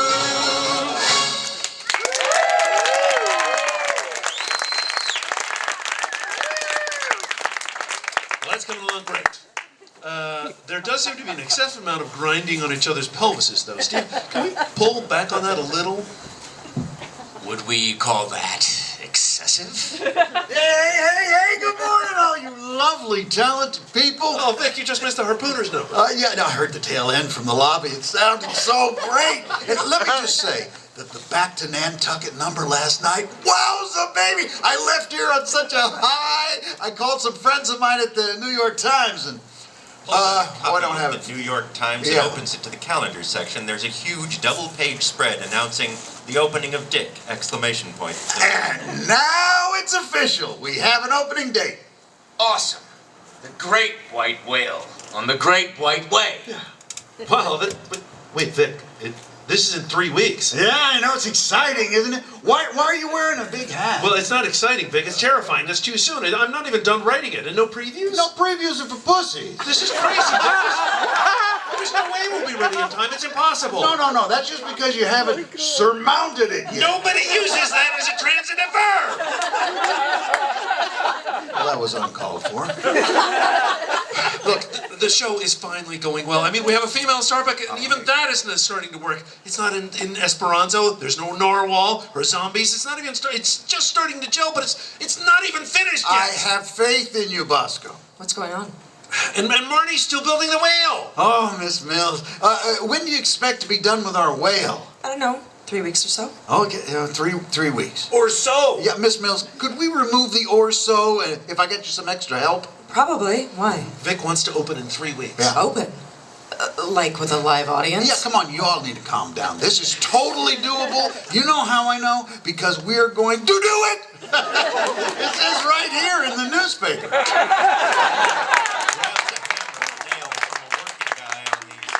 Takes the paper over to a wooden post and nails it up there. Yeah, look, there's motivation right there for you. It's like Ahab's gold doubloons. So whoever opens the show first gets that newspaper? How would someone open the show first? I don't know, Steve. It's a bad metaphor. All right, all I'm saying is hire the extra help if you need to, but if we are opening in 3 weeks, so everyone better get to work, and don't forget to have fun, everybody! Marty, what do you need? 2, maybe 3 extra modelers. I know some guys. Hire them. Steve, I need the pelvic thrusting out of that number by this afternoon. All of it? All of it. Everyone just run the first act again. I've got to write the rest of the show before the curtain actually opens. I guess there's some solace in the fact that it can't really get much crazier. Alice enters through the lobby doors. She's wearing a bright blue wig and cartoonishly big sunglasses. Hello. I'm so sorry I'm late. Actually, that was right on cue. What did I miss? We're opening in 3 weeks. Yeah, I saw the paper. I thought you weren't done with the script yet. I'm not. Ooh, bold move. I said not my move. This is my new look. This is a new look? Yeah, you like it? Do you like it? I wanted to get through the protesters without being recognized. The protest? Well, yeah, haven't you been out front? We're being picketed. What? Well, Greenpeace or PETA or Green PETA or something. I don't know. They say we're glorifying whaling. Glorifying? The whale wins. If anything, it's a cautionary tale. Look, I'm not arguing the merits of their position. I'm just saying that there are people out there with picket signs, huh? We cut to the front of the theater. There's a large group of protesters outside with picket signs that say things like, "Whaling is murder," "Moby Dick is a snuff book," and "Take his other leg, Moby." What do we want? Whaling-based literature not to be produced for the stage! When do we want it? Now! Bosco, Marty, Alice, and Steve stand in the doorway to the theater watching the protesters. Oh, this is going to be great publicity. It's kind of catchy. Whaling-based literature not to be produced for the stage. There's montage music plays as we go to Bosco's apartment, writing at his desk. Workshop area, Marnie working on the whale. The whole head is finished, but not painted. The articulated jaw is being worked on. On stage, Raoul brings out actors in spandex bodysuits with maritime-themed graphics. Bosco looks up from his laptop, shakes his head. Bosco's apartment, writing while he finishes some fast food. He crumbles the newspaper and tosses it across the room. At the wastebasket, sets off the motion center around the Ahab portrait. Backstage, Steve with some dancers doing disgusting pantomime, obviously discussing some lewd act, making them uncomfortable. We cut to on stage. Raoul brings out actors in costumes that look like a modern seaman outfit, except all in gray. Bosco looks up from his laptop, waves it off. Then he notices that one of them is Chang, Alice's stalker. Bosco points this out, and the rest of the cast restrains Chang as he lunges for Alice. In front of the theater, Chang is being loaded into a police car as the protesters watch. Bosco's apartment. He's sitting at his writing desk, staring into space while bouncing a ball off the desktop onto the wall, like Steve McQueen in The Great Escape. On stage, Bosco working with Alec and Alice on the Ahab Starbucks scene. Bosco and Alice share a laugh. Marnie watches from the wings. The house seats. Bosco picks up his jacket off the back of the seat, and a flurry of post-it notes from Vic fall off when he shakes it. Bosco's apartment. Bosco unshaven, writing a song on his piano, jotting notes on sheets of music. He's wearing only his underwear and a giant foam cowboy hat. On stage, the actors rehearsing a song number. One goes the wrong way and collides. Tempers flare. The two men fight. Steve, Bosco, and some stagehands pull them apart. Bosco gets slugged in the eye. Backstage, Bosco sits with his hand over his eye, and Marnie is looking at it concerned. Alice comes in with an ice pack and puts it on his eye. Bosco grabs Alice's wrist to steady the ice pack. Marnie backs away and then turns and exits. Hoffman enters with Bosco's laptop, opens it, puts it on Bosco's lap. Alice holds the ice pack gently to Bosco's eye as he starts to type. We cut to the interior theater at night. Bosco's working at the piano, plunking out a new melody, making notes as the staff and cast filter out of the building after a very long day. Go for a drink? I'm heading to Walker's Pub. Thanks, Marnie, but I've got to hammer this last number into shape. Come on, you've been putting in crazy hours. I know, but I got a little less than a week. There's so much to do. A little break would do you good. I can't. Marty, can't you see the stress on my face? I need to get this done on time. I'm almost entirely out of money. No, strike that. I have plenty of money, but my erstwhile accountant is gallivanting all over the globe, spending it like it's water. Vic is paying you, right? The first payment went off to pay debt, and off of which there was a lot. And the bulk of it I still don't get to open, which is in a way that's good until we're opening in 6 days and 19 hours. But that does mean I have to finish the second act, because if we don't open, I don't get paid. So I cannot have a drink right now. Sorry. Is there anything I can do? Is the whale gonna be ready? Yeah. We're on schedule with the extra help. We'll be ready for tech. Fine. Go have a drink for me, okay? She turns to leave, but turns around at the door. Alice walks out of the wing, wings it over to Bosco. Can I help? Yeah, I could use an alto voice. Marnie turns and leaves. We cut to the interior of Walker's pub later that night. Marnie's sitting at the bar, nursing a bourbon. She sings a parody of Back to Nantucket under her breath. If he'd only say, fuck it, and go back to Nantucket with me. Hey. Hi, Miss Mills. Can I join you? Belly on up. All right. How's our white whale coming along? You can cover it and post it at the tech rehearsal. Of course, then it won't be white. It'll be yellow. Yeah. I'll have one of those, bartender. Bourbon. Bourbon. Very masculine drink. Masculine? It's gender neutral, thank you very much. I didn't mean to offend. Am I masculine? Am I mannish? Is that what I am? I would never describe you as mannish. Do you feel mannish? Not usually. But when I'm standing next to Alice freaking McAndrews. Yeah, well, Alice makes everyone feel mannish. Even men. Yeah, especially men. Especially one particular man. Yeah, I know they have a history. Yes, they have a history. And current affairs. And biology, too. They have a whole bunch of classes together. We cut to later that night at the same pub. Marnie and Hauptmann have moved to a booth, and there's a lot of empties on the table. Bar's deserted. You know, Bosco and I have been friends for a very long time. Yeah, that's what I gather. And people often ask us why we never got together, but the truth is, we did get together. Sort of. Once. Did you know that? I did not. Nobody knows. It was Billy Fletcher's party senior year. I mean, we didn't, go all the way. I mean, I love Bosco. And I knew that if I let that happen, I would be in love with Bosco. If I ever let us be a couple, I would be in it for the long haul. But I also knew that he wouldn't. He still had a lot of crazy actresses to get out of his system. Even back then. At that party, he was already dating crazy actresses from the drama department. I was the other woman. So afterwards, we just pretended it didn't happen. We pretended for so many years that now it's like it never did. But I think somewhere in the back of my mind, I've always thought, when he grows up, when he gets over the whole actress thing, maybe someday, then the other day, just out of the blue, he brings it up and I play it off like it's nothing, but inside I'm thinking maybe he's finally ready for something real, but then you go and hire his super hot, crazy ex-girlfriend, so screw you. No offense. None taken. And the rest is history and current affairs and biology and look at me crying in my beer. Bourbon. A mannish drink. Here I am mannishly crying in my bourbon over a guy. This is why I've just been friends with the guy for all these years, because I don't want to be this girl. Maybe you should tell him. Shh. No. See, I can never tell him any of this. It's a secret. I'm never telling a single person, ever. You just told me. Damn it. You are a person. And I just told you, okay, so I know how to fix this. You have to tell me a secret, and then we'll be even. A secret? Something nobody knows. I mean, nobody. Wait, except for you. You have to know in order to tell me. Yeah, I have a secret, but may not want to hear it. Hit me with your best shot. I think you might want another drink first. We cut to the exterior of the theater the next morning. Picketers are still outside the front door, though they've been joined by another group holding signs like "Stop Frivolous Whaling Protests" and "Keep Anti-Whaling Protests from Getting Off Topic" and "It's Just a Book." The two leaders leading a chant while the first group looks annoyed. I don't want to sound myopic.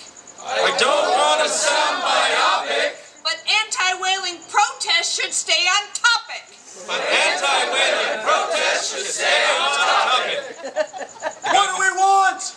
Whaling-based literature not to be produced for the stage.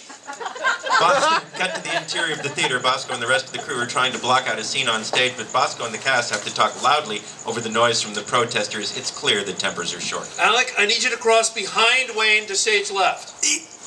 But why? To get the harpoon, you're going to... What is he going to do? Temper the steel with the blood of the harpooners. There you go.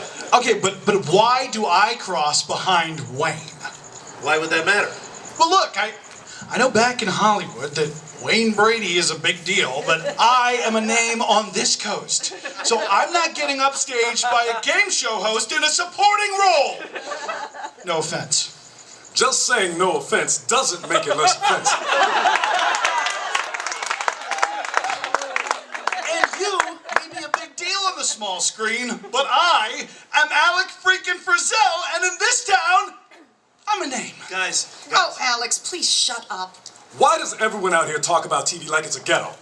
Let's Make a Deal is in front of a live audience. Whose Line is in front of a live audience, and it's improv. Do you know what that is? That's theater without a script all typed out for you ahead of time. Gentlemen, please. Well, no wonder you can't remember any of your lines. That's it. Wayne lunges at Alex. The other cast members hold him back. Bosco rushes to the stage. You two, calm down. I can't believe I turned down a Lifetime movie for this. I was going to play Tay Diggs in the Tay Diggs story. Oh, wow, Wayne. Was this supposed to be after Tay Diggs has some disfiguring accident? You son of a... He throws his script at Alec and hits him in the head. Ow! Oh! The stage degenerates into a brawl. Bosco and the stagehands try to break everything up. Steve watches the men tussle, obviously excited. Alice watches him. Stop it! Stop it! Tay Diggs is not better looking than me. That's true. Tay Diggs is better looking than everybody! Well, that's true again. I don't need this crap. I quit. Alec, you can't quit. Watch me! Exit stage left. Alec, wait!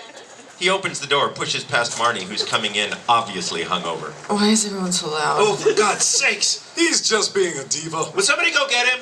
Stagehand runs out the door just as Hoffman enters through the front door. Hey, did you know that there's people out there protesting the protesters? Yeah, out front. Isn't that great? How is that great? No, well, hello, publicity. Plus, that means some of them are on our side. Stagehand sticks his head back in the door. Dude, he just got into a cab. What? He was wearing that what? He was wearing the costume. Oh, right. He was wearing the costume? Yeah, dueling protesters. That's human interest. I should call the news. Wait, Vic, we need to postpone the opening. No, we can't do that. May I refer you to the gold bloom? It's a bad metaphor, Vic. Oh. Look, Alec just quit.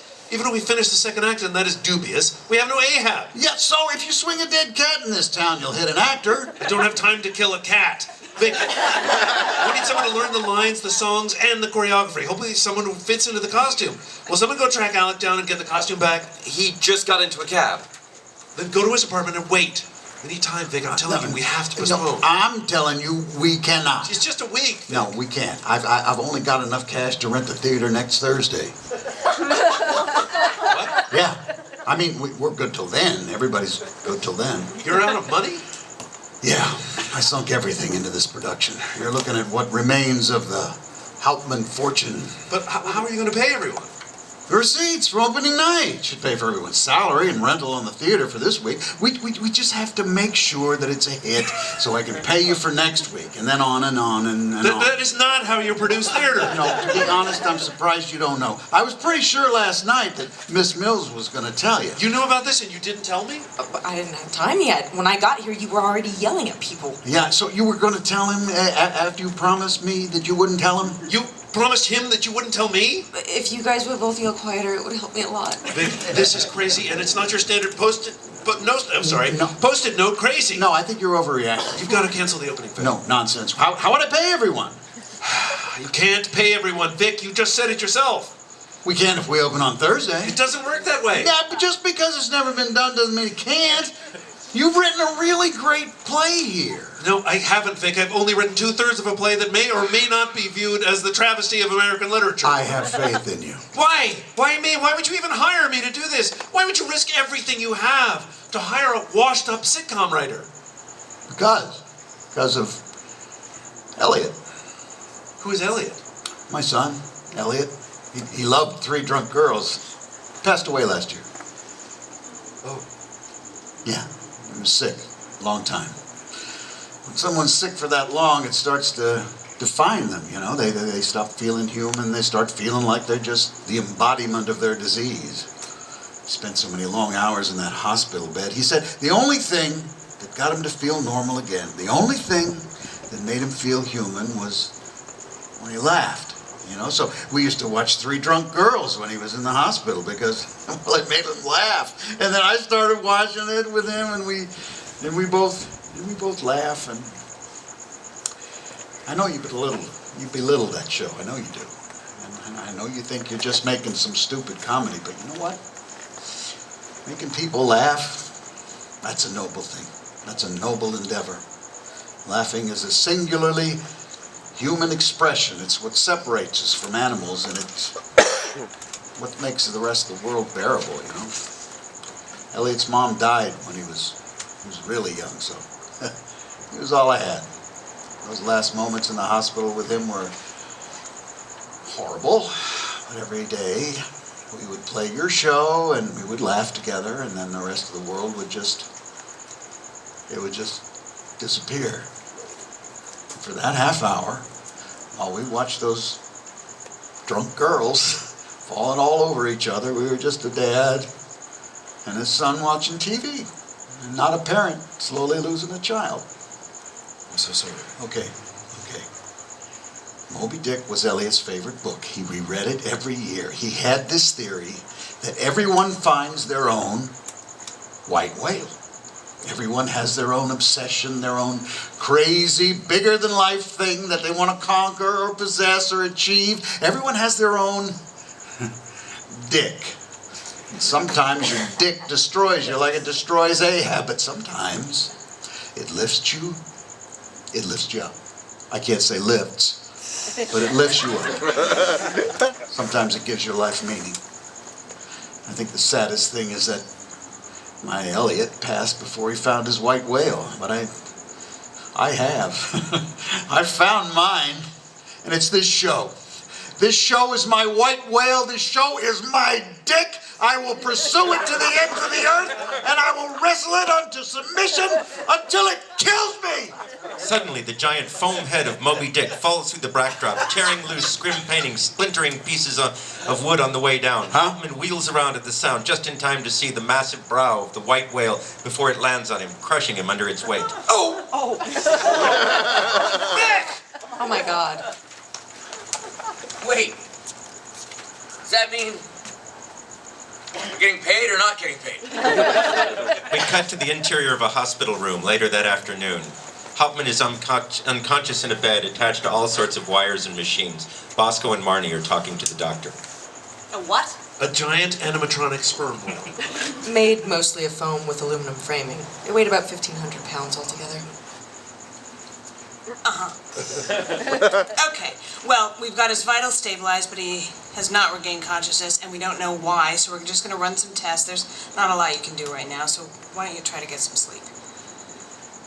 It's 2 in the afternoon. It is? Yeah. Wow, it's been a long shift. I lost track. We cut to the waiting room a moment later. Bosco is addressing the cast and the crew who are there. So we don't know anything right now, but he's not conscious, but he is stable. Well, what about the show? Yeah, are we still opening? Is that what we should be thinking about right now? It's what he would have wanted. He's not dead, Jeff. Well, yeah, you heard what he said. We don't get paid if we don't open. Some of us need this show. I need the paycheck. Look, I need the paycheck too, but we don't have a producer and we don't have an Ahab.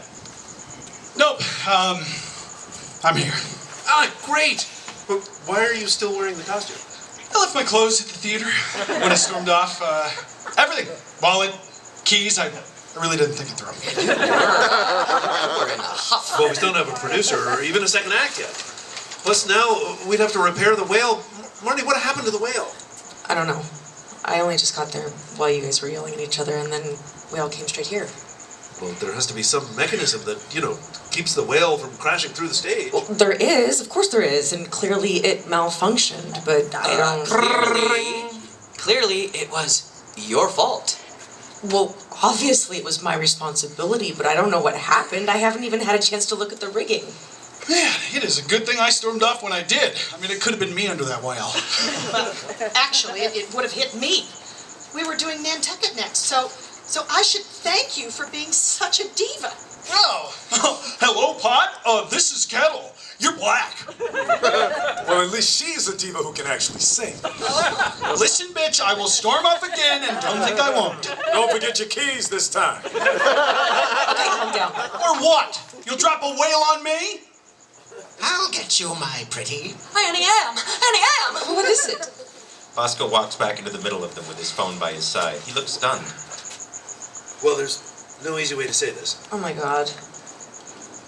That was my agent. They're bringing back 3 drunk girls. They want me to run it. It's back in L.A. They're meeting my old quote. We have to start on Monday. You're not gonna take it. Well, like everyone else, I need the paycheck, and in light of everything that's happening here, I think I need. We all need to think about cutting our losses. I'm sorry. It's just. I'm sorry. I gotta take it. Bosco. She runs after him. I mean, hell, I'd leave my mom for a network show. Do you think he has any say in casting, or? We cut to the outside of the hospital entrance. Bosco is trying to hail a cab. Marnie comes out the door. You're just gonna walk away? Well, I was thinking of getting a cab, and then a plane probably, because cab fare to L.A. There's be some walking there somewhere. I'm serious. You're just going?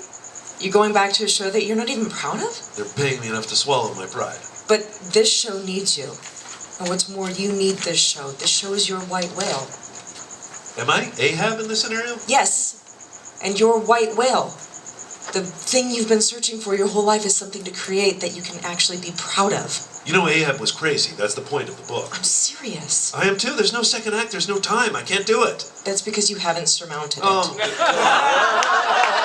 This could be good, Boz. This could be special. It's funny, but it's moving too. This is the best work you've ever done. I don't even know if it's going to be finished, let alone good. I mean, if it was coming together, but I can't do it in a week, okay? I can't do it. I failed, okay? You don't know if you failed. You only know you quit. The cab pulls up. Look, I wanted this to end differently. I wanted all of this to end differently. Believe me. All of what? Just everything. Well, you should have stuck around till the end, because now you don't know. They need me back in L.A. on Monday. I've got to go pack. I'll call you when I get there. Bosco closes the car door and the cab drives away. Marnie watches him go. We cut to the interior of Bosco's New York apartment later that afternoon. He stuffs the last of his things into his suitcase, takes one last look around the nautical-themed apartment, and then over at the painting of Ahab. There's a post-it note stuck right in the middle of the painting. Bosco's over and removes it and reads it, triggering the motion sensor in the lightning. The post-it reads, "Happy ending?" ? Bosco shakes his head, puts the post-it back on the painting, grabs his bag, and exits. We cut to JFK Airport that afternoon. Bosco stands near his gate, a carry-on wheeled bag at his feet. They're boarding his flight. Bosco's on the phone. Yeah, that's it. I'm getting on the plane right now. Yeah, I'll be there Monday morning. Well, I'll be bright-eyed, but they'll have to pay extra for bushy-tail. That's a whole other negotiation. A frat guy steps into view wearing an oversized foam cowboy hat. Bosco stands looking at him for a long beat. Actually, Sid? Cut to the exterior of JFK Airport. Bosco comes out the front door and tries to hail a cab. Taxi! Taxi! What am I doing? This is stupid. Bosco? Bosco turns and sees Peaches, his former accountant. He's wearing a cream-colored linen suit with a cross necklace. He looks genuinely pleased to see Bosco. Peaches? We cut to the theater later that afternoon. Cast and crew are milling about. Marnie's examining the broken whale. Others are packing up their stuff. Most are standing around dazed. Look, I say we do the show anyway. Theater's rented till opening night. What about the ending? We'll improvise, huh? we know how the book ends, right? We're going to improvise songs. It can be done. Shut up, Wayne. Guys, as much as I hate to admit it, I think Bosco was maybe right. I think it's time to cut our losses. It's too bad, really. We've been getting some great publicity out of those protesters. What do you mean? Come, look. We cut to a screen, a portable TV. We see a reporter standing in front of the theater with protesters in the background. Two separate warring factions of protesters. One group is protesting the play itself, saying it glorifies whaling. And the second group is protesting the first group, claiming they are off message and thereby harming the anti-whaling movement itself. The new Moby Dick musical is set to open next Thursday, but ABC News has just learned that the play's producer was just hospitalized and the show may not open at all. Bosco leaps into frame and grabs the microphone. No, wait! It is opening, and it is opening on time. This is a great mic.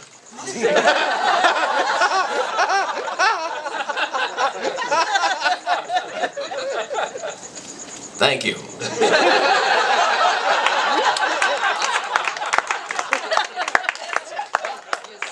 If you love whales, if you hate... Oh, I'm still over here. Great. If you love whales, if you hate whales, wherever you feel about whales, come on down. However you feel about protesters, come on down. It's going to be a weird show, I'm not going to lie. Maybe the weirdest show of the season.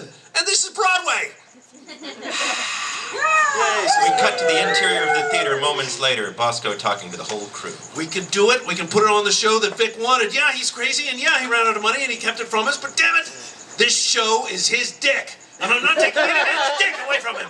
It's your dick, too. And it's my dick, too. Mine, too. Mine, too. Hell, it's even my dick. But Bosco, you were right. We are out of money. How are we going to repair the whale? I figured out what happened. Part of the brick wall gave way. We need masons and bricklayers. How are we going to pay them? It's not a problem. I ran into Peaches at the airport. You're kidding. Who's Peaches, someone might ask? My accountant.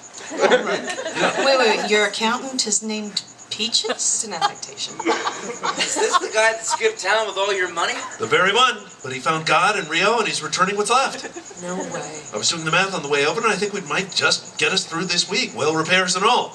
Maybe enough left over for a couple bottles of champagne. So what do you say? Let's do it for Vic. Wasn't Vic doing it for his son? Oh, well, yeah, maybe we should be doing it for his son. We are. He just said we were doing it for Vic. Yeah, we're doing it for Vic, and he's doing it for his son. Thereby, through the transitive property of doing it for, we are doing it for his son. Thank you, Steve. His dead, gay son. I don't think he ever said that his son was... never mind. Are you all with me? Yeah! Let's surmount this puppy. A montage of the last week of rehearsals, an 80s-sounding rock song. Surmounted plays as the last report is done. We see repairs being done to the whale and the wall, Bosco writing in the script. He pulls a happy ending post-it note in the Ahab painting and puts it in his computer screen. Scenery being painted, comic mishaps ensue, dance numbers rehearsed, Steve giving instructions with pantomime actions that look way too sexual. Bosco writing on a laptop in Vic's room, Vic unconscious in bed. The happy endings posted is on the corner of his screen. The costumes being tried on. They're appropriate now. Perfect. Now we're all going to need all of these in white. We are? Yeah. Marnie opens up the door and Steve's in the costume room in a flamboyant pirate costume from earlier, checking himself out in the mirror. Marnie backs out of the room. The cast rehearsing a song in Vic's hospital room, hoping to wake him up. The whale being tested. Marnie operates the mouth. All her assistants opening and closing their mouths exaggeratedly in sync with the whale.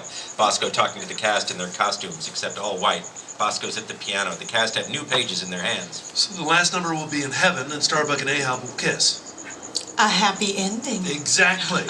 A 5, 6, 7, 8. Lights being set, makeup being applied, the box office sign being turned from closed to open. We cut to the exterior of the theater. Opening night, the protesters are still there, but have been joined by a new group protesting the first two groups. Another reporter, Trisha Gonzalez, is doing a report in front of the theater. I'm standing in front of the Bernhardt Theater where the new Moby Dick musical, entitled simply Dick, is opening tonight. The show has had absolutely no previews, but has been in the news recently for a freak accident during rehearsals in which a giant animatronic whale fell on the producer of the show, Victor Hauptmann, hospitalizing him. Also grabbing the attention of the media has been the two warring factions of anti-whaling protesters out front, who have now been joined by a third group. I have with me John Barton, the leader of this third group. John, what was your group's position on all this? Well, Trish, you know, we just think that all protests like these take up valuable time from the TV news cycle that could be better spent on truly important issues, you know? We cut to the backstage. It's a flurry of activity as the last-minute preparations are being done. The stagehand approaches Bosco. Well, despite, or perhaps because of the protesters, we've got a full house. Did everyone hear that? We're getting paid! Whoa! Honey, we just wanted to tell you to break a leg. Thanks, Mom. Dad, what happened? He broke his arm. I told him he should do more push-ups. I told you I didn't want to use the swing. Anyway, have a great show. She kisses him on the cheek. Dad gives him an awkward one-arm hug. Seriously, I don't know what's wrong with the bed. Okay, let's never have this conversation. All right, son. Knock him dead. What happened to your dad's arm? Don't ask. How's the whale? My dick is fully operational. If that's not a setup for that's what she said, I've never heard one. I'm lobbing them up there for you. Didn't see anything. I just want to say you've been great. All the work you've put in, I mean, everything. Not sure I'd ever finish the script if you weren't my sounding board. Glad to be of help. It's going to be great. I wish Vic could see it. Yeah. I rigged up a monitor in the hospital room, just in case. That's great. Okay, everyone, places. Well, here goes nothing. Go. Enjoy the show. I'm a nervous wreck. Reviewers are out there. No previews? What were we thinking? Greatness only comes from bold moves. So does tragedy. Well, so you got a 50-50 shot. They exit through the stage door. We cut to the alley. Continuous. Bosco comes out the stage door and heads down the alley towards the front of the theater. On the wall next to him, a large faded Death of Sanity poster is there. The poster is painted halo and wings on Alice McAndrew's image. Bosco pauses for a moment, smiles, and then walks on toward the front of the theater. Interior theater. Bosco enters and stands at the back of the theater. The music starts and the curtain rises, revealing a gorgeous set of a Nantucket street. Chet, as Ishmael, strolls down the street, and the rest of the actors play townspeople going about their business around him as the music leads into Call Me Ishmael, and he starts to sing. Call me Ishmael, 'tis the name that I was given. On Bosco nervously scanning the audience to gauge reaction. We cut to later in the show, mid-number, for an upbeat Queequeg Ishmael song, The Christian and the Cannibal. They're dancing around their cramped room, using sheets and towels as playful props, making a mock wedding. We're shipping off together in whatever kind of weather, and I've got to make you honest, we've already shared a bed. Now our lives are bound from here on out, whatever my life may bring about, the Christian and the cannibal are wed. People in the audience are smiling, tapping their feet. Bosco's still nervous. We cut to later in the show, the set's changed, and the Pequod Deck and Ahab singing, You Don't Know Dick. Oh, when you see him a-coming, it'll tighten up your sphincter. Tighten up your sphincter. Tighten up your sphincter. Tighten up your sphincter. The audience laughs. Bosco still watches trepidatiously. We cut to on stage later in the show. Alice is on stage. She's singing the end of Back to Nantucket. There's a life we could live if he'd only imagine it. I've got so much to give, I can be so compassionate. Far from that whale, there's a place I know we could be free. If he'd only go back to Nantucket with me. Suddenly the scrim backdrop is darkened by an enormous shadow in the silhouette of a whale's head. The audience gasps. Someone near Bosco talks to the person next to them. Goof. Yeah, artsy. Bosco's alarmed. This was not planned. He turns around and runs back out the front door just as the curtain's coming down on the first act. The audience applauds. Backstage, moments later, Bosco comes bursting through the backstage door. Marnie and the stagehands are all pulling on ropes and pulleys, trying to straighten out the whale's head, which had nearly fallen onto the stage again. What the hell happened? I don't know. We've checked this and double-checked it. God, did that almost land on me? No, I had a redundant system. Whale's upright again. Bosco runs over to have a look at the moorings, and as he works his head between the struts for a better look, a large red feather that's stuck in one of the aluminum crossbars gets in his face. He pulls it out and throws it.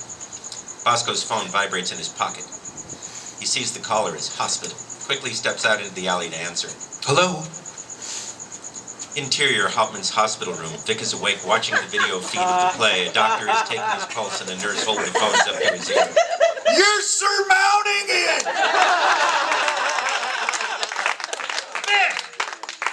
Cut Back to backstage moments later, Bosco comes bounding through the doors from the alley. He excitedly whispers to everyone. Vic's awake. Doctor says he's gonna be... He sees Marnie, a medic, and several stagehands crowded around Alec. He's lying on the ground in obvious pain. What happened? He fell in a trap door that was left open. It looks like he broke his leg. That's horrible, but his big scene is coming up, and there's no understudy. We're gonna have to make an announcement. No, wait, I can do it. Just put the fake peg leg on the other leg. No, absolutely not. You need to be flat on your back. They're bringing in a gurney right now. Wait, Bosco can do it. What? Yeah. All that's left is the death scene. We'll Milli Vanilli it. Did you just use Milli Vanilli as a verb?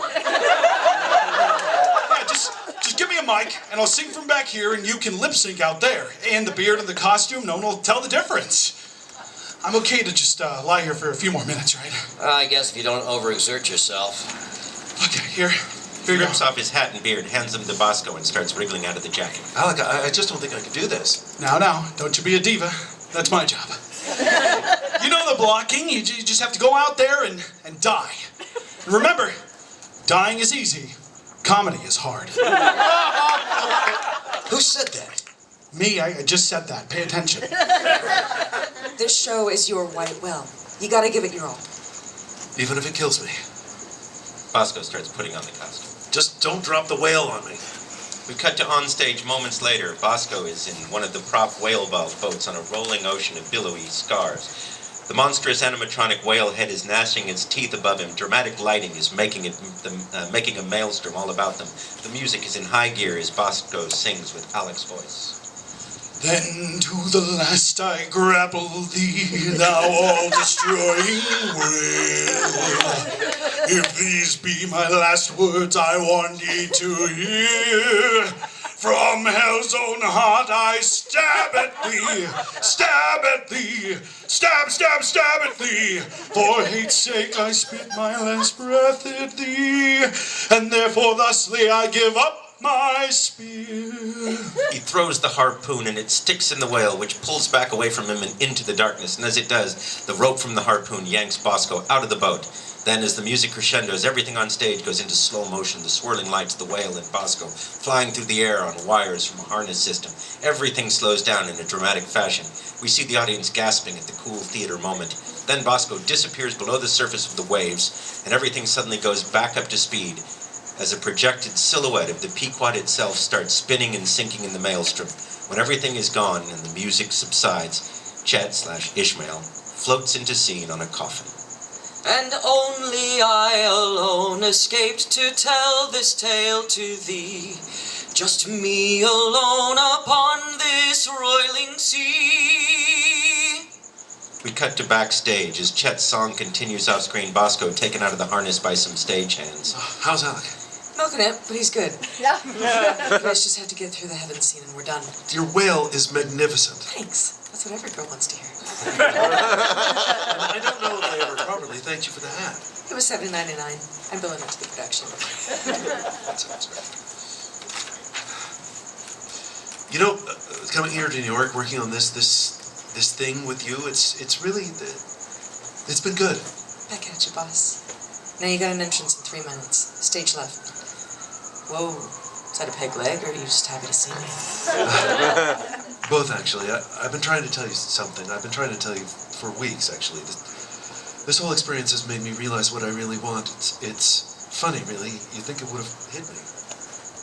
Bosco stops. He's remembering something. The last 3 words echoing in his head. It would have hit me. We flash to the hospital waiting room after Hauptmann's accident. Actually, it would have hit me. We were doing Nantucket next. And we flash to backstage earlier. Alice comes off stage and sees the listing whale being righted. Did that almost land on me? Back to the alley earlier, the poster of Alice defaced to look like an angel. A closer look reveals a red feather stuck to the paint. Backstage earlier, Bosco checking the rigging of the whale, getting hit in the face by the big red feather. Then backstage earlier, a slow-mo replay of Bosco coming in the door after Vic's call. We see him approaching the crowd around Alex on the floor, and in the background, in the shadows, is a figure in bright red. But this time we shift focus and see that it's Chang in the Pirates of the Caribbean costume from earlier with a big red feather in the hat. Chang turns and recedes into the shadows. We flash to the present, Bosco standing in front of Marnie. What is it, Bosco? Alice. What do you really want? Alice. Yep. Marnie, where's Alice? She's probably changing into her whites. You're Bosco. both on stage in 2 minutes. You don't think you have time for a quickie. Bosco runs off. And if you do, then I guess I dodged a bullet. Cut to Alice's dressing room. Moments later, Bosco bursts in. It's empty. He spins around in the doorway, looks frantically around the backstage, eyes darting. He hears something up above him and looks to see Chang dragging Alice, kicking and struggling up the metal stairs. He takes off after them. The stagehand sees him run by, turns to another stagehand. Where is he going? He's on in 1 minute. On the catwalk, Bosco mounts the stairs 2 at a time. Chang hears this, looks down, sees Bosco, pulls the struggling Alice along faster. Bosco rounds the catwalk second level. Second level gains on Chang. Chang kicks a bucket of cables over on the next flight of stairs. It slows Bosco down. Chang draws his pirate sword as Bosco approaches. Bosco looks around frantically for a weapon. Next to him, a rack of ropes being held by a wooden belaying pin. He yanks one out and uses it for self-defense. The rope he was holding unspools onto the rafters as the sandbag falls down into frame. We follow the sandbag as it falls down, smashes through one of the wires holding the whale in place, then lands with a thud on the floor next to the stage manager. What the hell? Stagehand returns her attention to a group of white-suited actors waiting to go on stage. Talks into her headphones. All right, cue the fog machine. Fog machines, billowing fog onto the stage. The lights come up and most of the cast is there in white outfits.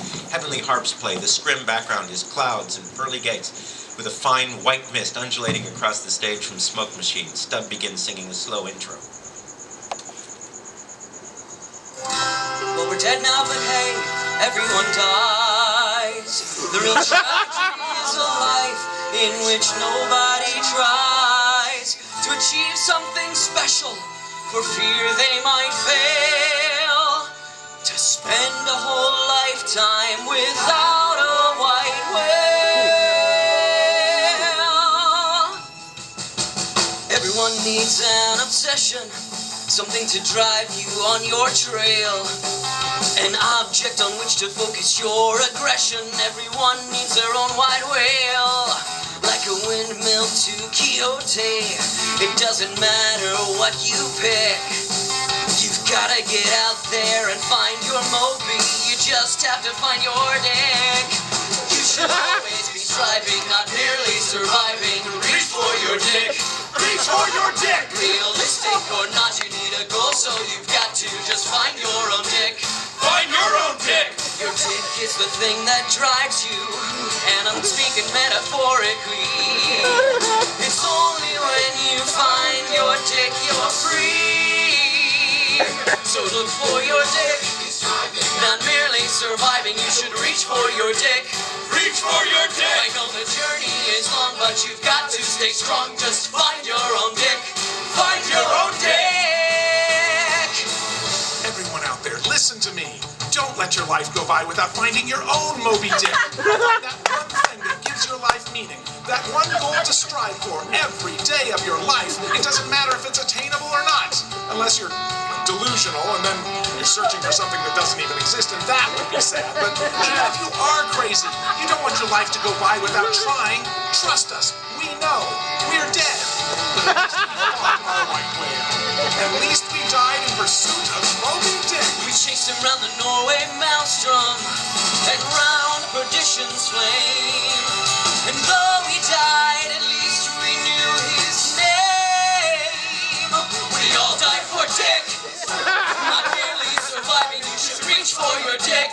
Reach for your dick. Your reason for living, to which you are driven. Search for your dick.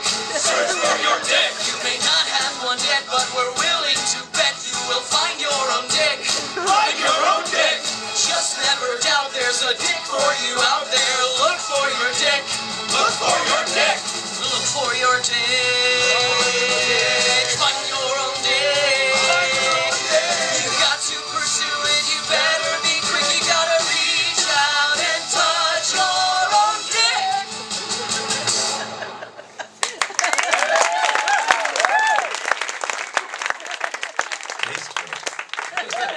Back up on the catwalk, Bosco and Chang are facing off. Chang has one arm around Alice and one hand across her mouth. Let her go.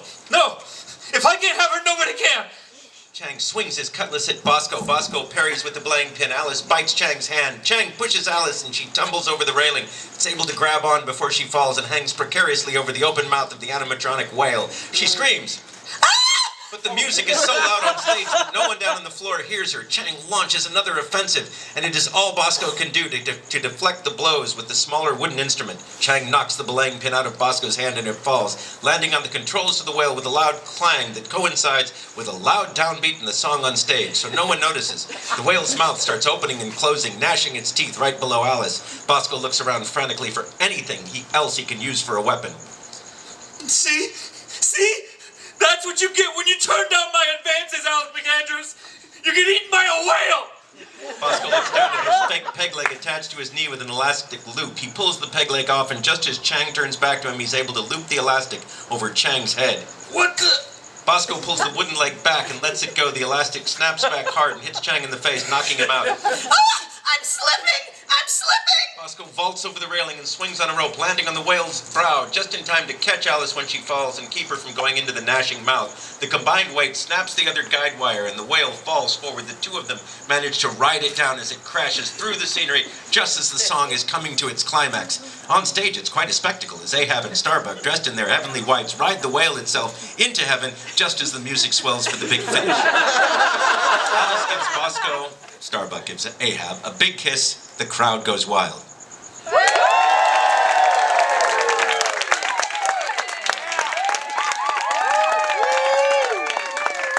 Nice audition. Oh my God, Ahab and Starbuck got together. That's so sweet. Ahab got his leg back because now they're in heaven. We cut to Hauptmann's hospital room. Vic and the doctor and several nurses are all packed into the room watching the live feed. They're all applauding, crying, hugging. Yes! Yes! Yes!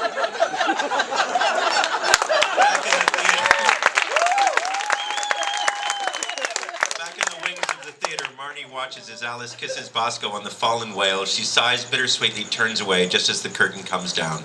And we cut to backstage later as the cops drag a cuffed Chang out into the alley door. And some of the stagehands are still securing the whale. There's an impromptu party going on, cast members opening champagne, slapping each other. A lot of hooting and hollering.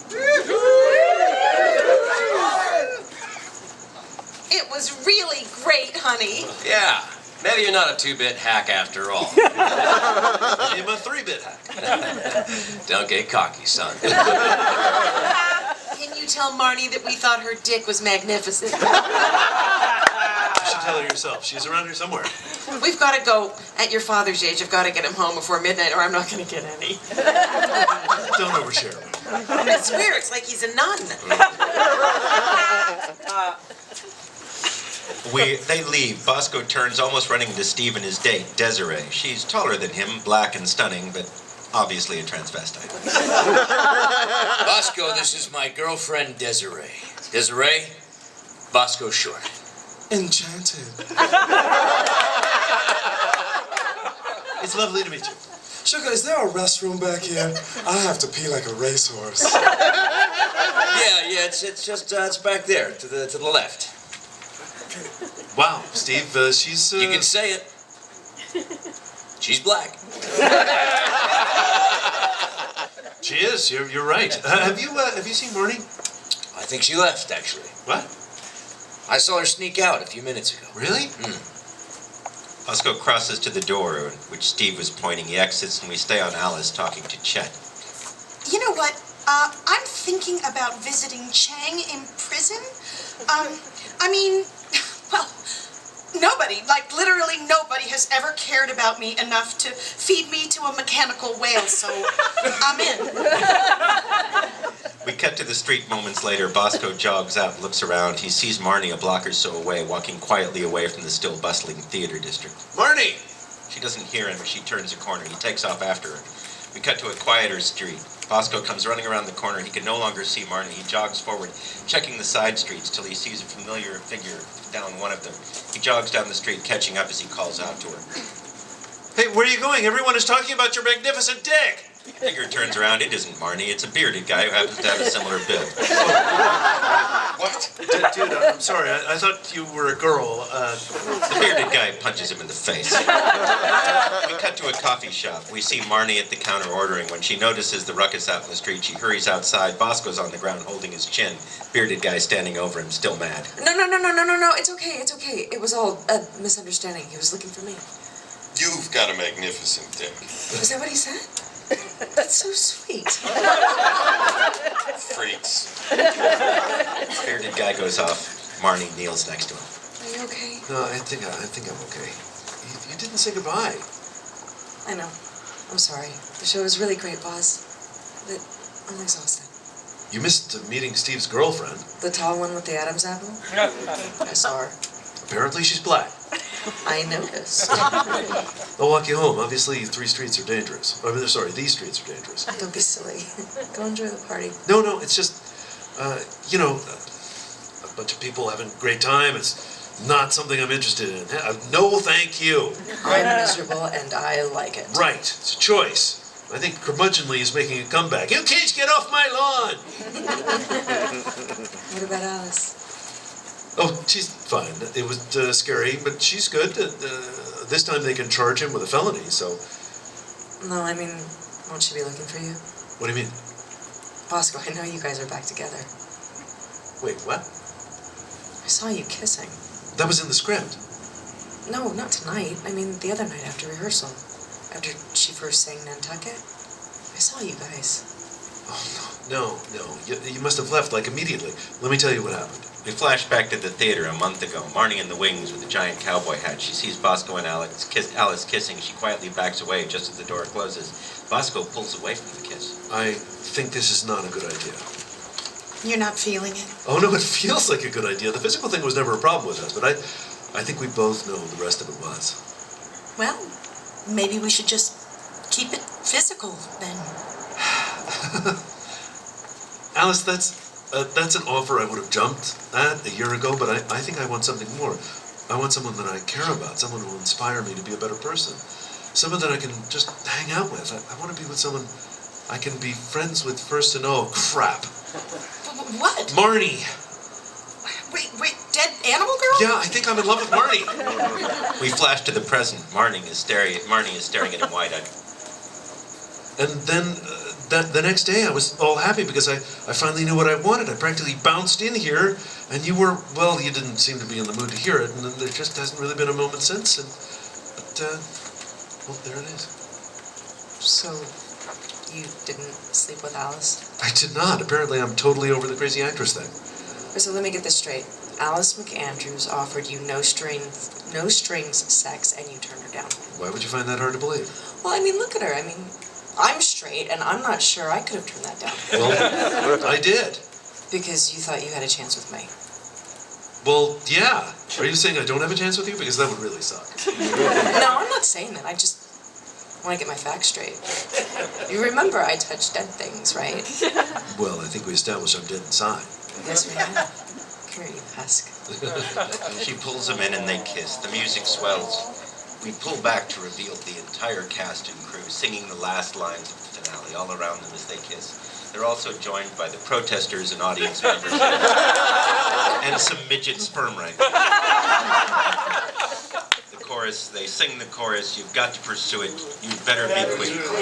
You've got to reach out and touch your own dick. We cut to the interior of a boardroom from the opening, the dream sequence. And we fade out. Bosco's wet head is sticking up through the table. The monkey with the straight razor is paused, ready to slash his face, but then looks back at the head exec, as do all the other suits in the room. The head exec thinks for a long beat. Then we cut to the lobby. Bosco emerges from the pool, soaking wet and smiling. Marnie gets up from the bench where she was waiting for him and rushes over. Well? They do have some demands, though. You're going to be played by Steve's girlfriend. Great. Who's playing you? Strangely, also Steve's girlfriend. She'll be in drag. Seriously, Boz, I'm proud of you. They pass a huge poster with Alice McAndrews' giant smiling face on it. This time she's holding a harpoon, and in the background is the rest of the Dick cast, smiling around Marnie's animatronic whale. The poster reads, Alice McAndrews is Starbuck in Dick! Exclamation point. Acclaimed Broadway smash musical in town for 4 weeks only. Well, you know what they say. Write what you know. We fade out, and as the credits roll, we cut to the set of Three Drunk Girls, filmed in sitcom style. This scene is set in a club with lots of extras dancing. They're almost all women. The drunk girls, Janet, Crystal, and Tammy, are there mingling. You know how if you're at a party and it's like all dudes, they call it a sausage fest? Yeah, like, it's a real sausage fest in here. Exactly. What is the opposite of a sausage fest? What would you call that? Lesbian bar? Yeah, yes, that's what this place is. It's a real lesbian bar in here. Totally. Oh my God. I totally just got hit on by a chick. Really? Which one? That one, over there. Hey, she's cute. What are you gonna do? Well, I'm drunk. Given. I'm also menstruating. Whoa. Spoiler alert. So I gotta turn her down. Right. But wait, how do I do it so it doesn't seem awkward? Cause I know. You gotta sing it to her. Really? Yes, really. You get your little bi-curious butt up on that stage. She pushes Crystal onto the stage, takes the mic from the singer. Excuse me. Shh. My friend here has something she wants to say in the international language of musica. She grabs the guitar. Take 5 there, Sticks. Janet, get up here on the drums. Janet comes on stage, the drummer relinquishes the drums. Wait, I'm not sure if I'm meant to do this. I don't. 1, 2, 5, 7.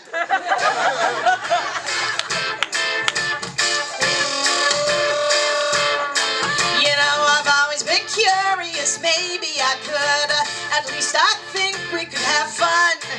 Though it's that time of the night when anyone looks good. It's also that time of the month. I usually go with the flow, but tonight I just gotta let go. I love to stay and dance, but there's a crime scene in my pants. I love to stay and dance, but there's a crime scene in my pants. I love to stay and dance, but there's a crime scene in my pants.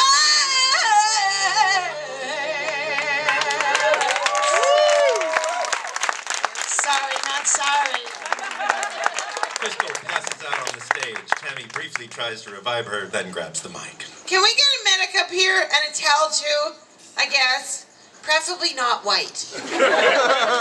We fade out.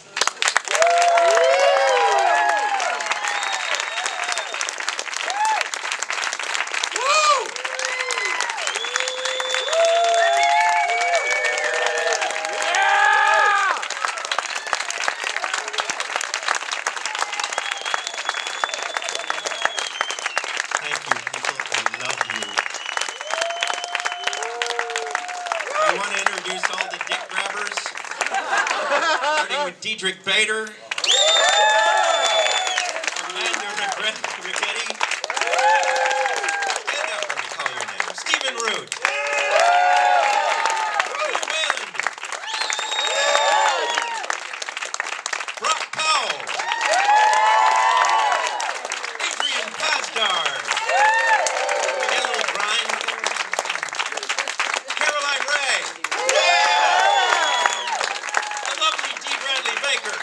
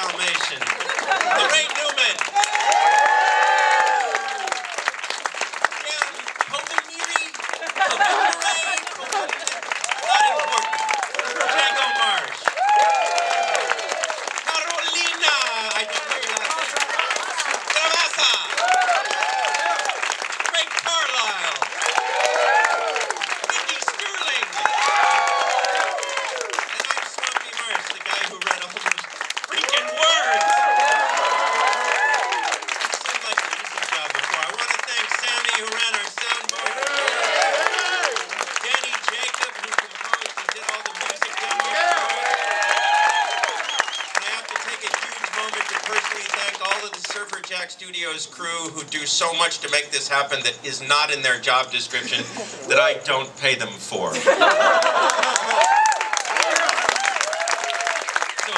you see one of the Super Jack crew, please hug them for me. CJ, who's out volunteering today, our security crew.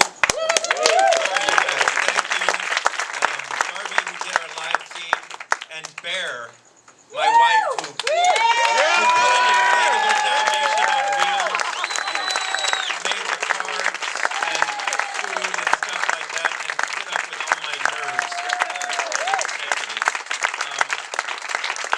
I don't have anything else except thank all of you so much for coming in. Thank you very, very much.